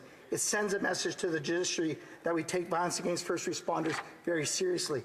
Madam Speaker, I'm also worried about the rumours in this place. I'm worried that if Parliament dissolves or prorogues, we'll be back at square one with no protections for those who protect us. It is important because this bill will act as a deterrent. Madam Speaker, well, I appreciate it that you're going to stand. If you just provide me 20 more seconds, I'll wrap up. This bill is important because it will help protect those on the front lines. It's important because it provides hope. It's important because it lets those who protect us know we want to protect them.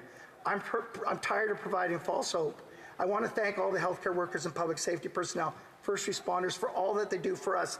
I want to thank those in Manitoba, the emergency service providers, and the first responders that responded to the horrific event. And Madam Speaker, I want to thank all of you for listening in today. Madam Speaker, violence is not part of their job description. 3, 2, 1, let's get this done.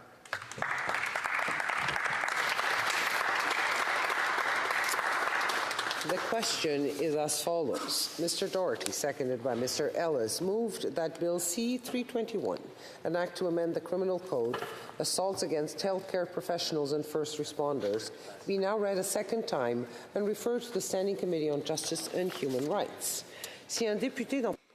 If a member of a recognized party present in the House wishes that the motion be carried or carried on division, or wishes to request a recorded division, I would invite them to rise and indicate it to the chair. Thank you, Madam Chair. Request a recorded division.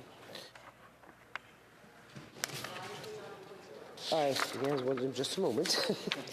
Pursuant to order made on Thursday, 23rd, 2022, the division stands deferred until Wednesday, June 21st, 2023, at the expiry of the time provided for oral questions. I believe the honourable member was rising on. No? So the Honourable Deputy Whip for the Government, yes. Thank you, Speaker. I'm rising to respond to the question of privilege raised by the member for Calgary-Nose Hill on June 15th, respecting the government's response to order paper question number Q974. I believe that your ruling of February 2nd, 2023 continues to stand in the case before this House. The government met the requirements of the standing orders by responding to the question within the prescribed time frame. Moreover, I would draw to the attention of members a part of the information the member obtained from her Access to Information Act request, but did not reference in her intervention, concerning why the government did not respond more comprehensively to the question asked. There are legitimate reasons, Madam Speaker. I quote from the response released from the Access to Information request that quotes, "The response notes the Government of Canada cannot disclose information on mining company meetings held within the U.S. DPA Title III program. The information involves international affairs and defense, scientific and technical information, commercial sensitivity, and ongoing negotiations," end of quote. The government met the requirements of the standing orders in tabling its response to the order paper question. The response to the access to information request provides a legitimate rationale as to the reasons it was not in a position to include certain information in its response. The member raised a ruling respecting the RCMP intercepting mail from 1978, sorry, Madam Speaker, which in no way bears any relevance to the matter raised by the member. In that case, it was found that a minister deliberately misled the House and gave information that conflicted with the facts. This is not the case here. The access to information confirms there were legitimate reasons to not include sensitive information which have not been refuted in this House by a Minister of the Crown. Madam Speaker, there was no valid point of order when this was first raised by the member earlier this year, and equally, there is no valid grounds upon which to determine that this matter constitutes a prima facie question of privilege. Thank you. The Honourable Député Joliette sur The Honourable Member for Joliette on a point of order. Thank you, Madam Speaker. Point of order. The Honourable Member for Lac-Mégantic wants to speak to the same point of order. Madam Speaker, when cabinet staffers or employees or of any department strategize to avoid answering the legitimate questions of members of this House, then we feel that this is a prima facie breach of privilege. So I would like to inform you that the member for Calgary Nose Hill would like to reserve the right to reply to the Government Deputy Whip. Noted. Yes, the Honourable Member for Brampton North on the same question? Not on the same question. Le député de Joliette sur son rappel. The Honourable Member for Joliette, rising on a point of order. Thank you, Madam Speaker. I'm rising on a point of order on question 22 from November 15th. I was surprised and shocked to see the government rise earlier to announce to us that we would sit until midnight on June 23rd. Because I would like to remind the House that the House adopted a motion voted for by members of all party, a motion recognizing that Quebec is a nation and the 23rd is Quebec's national holiday. Madam Speaker, you know that. We were certain that we would reach a deal with the government leader. But now we're finding out that it will be quite the opposite. So, Motion 22, it says, notwithstanding any special order or usual use or procedures of the House, until June 23rd, 2023, a Minister of the Crown may, with the agreement and support of the leader of another recognized party, make order for the end of a sitting to be midnight. So which other party leader supported this motion? The Honourable Member knows that I will not be able to answer the question as I was not party to those discussions, but the question has been noted, and if necessary, we will get back to the member. Orders of the Honourable Deputy Whip for the government. Speaker, I believe if you seek it, you'll find that there's agreement amongst the parties to see the clock at the beginning of government orders. Great. The Honourable Member for Leeds, Grenville, Thousand Islands, Rideau Lakes. The same point of order that was raised prior to the clock having been seen, Madam Chair. I just want you to be aware that the Conservative Party, the official opposition, wants to ensure that the House recognizes Saint Jean-Baptiste Day and that there's no sitting or interruption of that observation by the House. Duly noted, and it will be considered as soon as the Chair can come back with a resolution. Orders.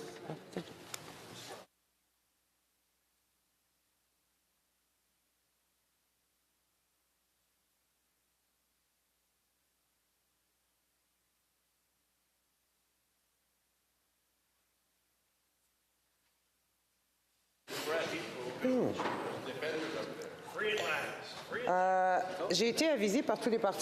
I was informed by all the recognized parties that they agree with this. Nay. Agreed. La Chambre a entendu les... The House has heard the terms of the motion. All those opposed will please say nay. Carried. Today. Of the day, ordre du jour, Government Orders, Government Bill Senate, resuming consideration at report stage of Bill S8, an act to amend the Immigration and Refugee Protection Act, to make consequential amendments to other acts, and to amend the Immigration and Refugee Protection Regulations, and resuming debate on motion number 1. Resuming debate, the Honourable Member for Sturgeon River Parkland. Thank you, Madam Speaker. I'm so pleased to rise and speak on Bill S8 today, which seeks to make amendments to consequent acts for the purpose of expanding the Minister of Public Safety's ability to declare people inadmissible to Canada or to deport people from Canada from groups or countries that have been sanctioned. And I want to say that this is the kind of legislation that I think Canadians are increasingly wanting to see in this country. They want to see the government take strong actions against human rights violators and war criminals, as we're seeing with the illegal war in Ukraine, started by the president of Russia. And we want to see this government take strong action to hold these criminals accountable. And so I think absolutely the spirit of the bill is within something that I would be pleased to support. But what I do find somewhat disturbing is that we can write the best legislation that we can in this House, but the best legislation is nothing unless there's the enforcement behind it to ensure that it's achieving the outcomes that it's intended to achieve. And I think of the illegal foreign police stations that are currently operating in this country. Surely it's illegal for foreign governments to run police stations in our country for the purpose of coercing citizens or permanent residents or guests in our country. And we need to ensure that the enforcement is taking place in those cases and in the cases under this legislation to protect Canadians' lives, protect Canadians and those living here who are permanent residents from intimidation, but also to send a strong message of Canadian values, because I think there's a lot of people who have been concerned over the years, and we've seen many reports on this, that Canada is becoming or has become somewhat of a haven for foreign criminals or foreign entities that are sanctioned to hide their money here or to come here and live here to avoid the consequences of their actions back at home. And so what we want to see is not only strong legislation that sends a message, but also strong enforcement from this government. And with that, I want to say it's an afternoon on a Friday. As we go into the weekend, it's Father's Day, and I just want to wish a happy Father's Day to all Canadians and all members of this House who are fathers. And I want to say, our children are a blessing. And for those of us who may have lost a parent in the past year, I want to say that our thoughts are with you, because that leaves a huge hole in people's lives. And let's always appreciate the people in our lives, particularly this weekend we think of the fathers in all of our lives. Thank you, Madam Speaker.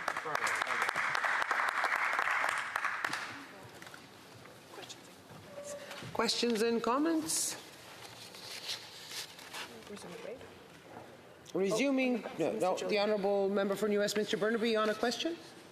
Yeah, thank you very much. I thank my colleague for his speech and appreciate working with him on public safety. I'm a little, I guess, confused by the Conservative position. Is the Conservative position that this bill needs to be adopted, or is it the Conservative position that they would like to continue the stalling on this bill? I would like some clarification from my honourable colleague. For Sturgeon River Parkland. Well, thank you, Madam Speaker, and I want to thank my honourable colleague. I, too, have enjoyed my time on the Public Safety Committee with him. And you know what? One member calls stalling what I call democracy, because when the government is doing something that is so offside with what Canadians want. It's the duty of all parliamentarians to use whatever means necessary to ensure that that legislation is either defeated or amended in such a way as to remove the offending parts of that legislation. And we saw that very clearly with the debate on C-21 and how the strong opposition from Conservative members of Parliament did lead to some significant changes from the government on the legislation. And that's democracy in action. So what one member calls stalling, I would call democracy in action, Madam Speaker. And, on this bill in particular, I mean, what we support is the spirit of the bill, but what I want to make sure is that this government actually enforces the provisions that they're trying to give themselves the power on. Thank you. Hear, hear. Questions and comments? The Honourable Member for New Westminster Burnaby. Thank you very much, Madam Speaker. And here's the confusion, right? The Conservatives have been stalling on this. Now they're saying, well, we want the government to actually put the provisions into effect. The problem being, of course, as long as the bill is stalled, the provisions can't come into effect. So it's the same contradiction, Madam Speaker, that we saw with Conservatives yesterday at a 66% rate. 66% of the Conservative caucus used the hybrid voting provisions to vote against hybrid parliament. 66 of them. We're not talking about one or two that kind of did what is very clear. I'll have to give the Honourable Member from Sturgeon River and Parkland an opportunity to answer. Well, thank you, Madam Speaker. And, we're going to look at all legislation. And it seems like there's a bit of a ruckus in the House. Thank you, Madam Speaker. But as I said, I wish all members a very happy Father's Day, and what we do here is about standing up for our constituents and standing up for Canadians, and I'll make no apology for doing what is necessary to stand up for the values and interests of the people that sent me here. Thank you, Madam Speaker. For Leeds, Grenville, Thousand Islands, Rideau Lakes. Well, thanks, Madam Speaker. And since we heard that complete non sequitur from the previous intervener to the member for Sturgeon River Parkland, I would give him the opportunity to also reflect upon how in his previous answer he did offer that Conservatives have used opportunities like we have in this past session to improve legislation and frankly stand up for democracy, where we've seen the exact opposite from the NDP, who've sold out their constituents, who've sold out their voters, and thrown their lot in with a government that has been found to be corrupt time and time again, especially with independent officers of Parliament that have seen the Prime Minister found guilty of breaking ethics laws. Member for Sturgeon River Parkland. Thank you, Madam Speaker. And it is disappointing, time and time again, we've seen the NDP, sell out their core values on a number of pieces of legislation in order to keep this coalition government going. And I can completely understand why the NDP don't want to face the voters at this time. But the fact is that eventually, they're going to be held accountable, and the people are going to have to decide whether or not this coalition that they've brought forward with this government is something that they'll support. And I can tell you, in my constituency, we've been getting calls from the member for Edmonton-Griesbach, the NDP member for Edmonton-Griesbach's office. They can't get through to his office. The line's been down for over a month now, and they wanted to talk to him about C-21 and how upset they were about it. And so they had to actually come to my office to try to get any answers on it. And so clearly what we need is a member in Edmonton-Griesbach that's going to stand up for their constituents. And I know my great friend, Métis man Carrie Diot, would be a great person for that job. Thank you, Madam Speaker. Questions and comments. The Honourable Member for Westminster Burnaby. A very brief question, 10 seconds. Well, I think that character assassination of the very hardworking, one of the best members in the House of Commons from Edmonton-Griesbach. I will put that aside and just simply remark to the Honourable Member that he has not a single Conservative MLA in the entire metropolitan area of Edmonton now. And I have to ask the Honourable Member for Sturgeon River Parkland to a very brief answer until we're done. Thank you. Well, I mean, as an MP that does represent the metropolitan area of Edmonton, I do have great concern. Actually, in fact, I don't have a single NDP MLA in my constituency, so I would say that the member is wrong, and we have very strong representation for our region in the legislature, and I look forward to working with Ministers Turton, Ministers Nally, and the Whip, Shane Getson, and Andrew Bachenko, to stand up and fulfill the mandate that the Albertan people gave to the UCP government. Thank you, Madam Speaker. Resuming debate. Is the House ready for the question? La mise aux voix porte sur la motion numéro. The vote is on motion number 1. Mr. Janis, seconded by Ms. Gray, moves that the bill be amended by... The House wishes that the motion be carried or carried on division or wishes to request a recorded division. I would invite them to rise and indicate it to the chair. The Honourable Member for Brampton North. Thank you, Madam Speaker. I would request a recorded division. Conformément à l'ordre adopté le jeudi 23. Pursuant to order adopted, made on Thursday, June 23rd, 22nd, the division stands deferred. Member for Brampton North is rising. Yes, Madam Speaker. I believe if you seek it, you'll find that there's unanimous consent amongst the parties to see the clock at midnight. Agreed. All those opposed to the honourable member moving the motion will please say nay. La Chambre a entendu. The House has heard the terms of the motion. All those opposed to the motion will please say nay. Carried. Happy birthday, Kevin. It being midnight, pursuant to order made on Tuesday, November 15, 2022.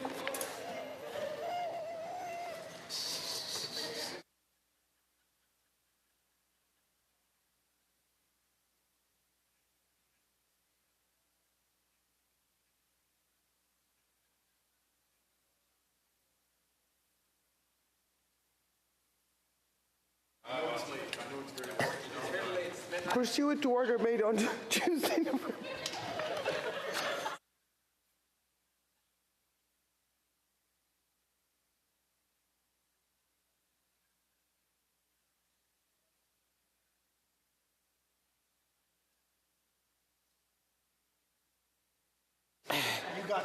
La Chambre s'ajourne jusqu'à lundi prochain. The House stands adjourned until Monday at 11 a.m. pursuant to the standing orders.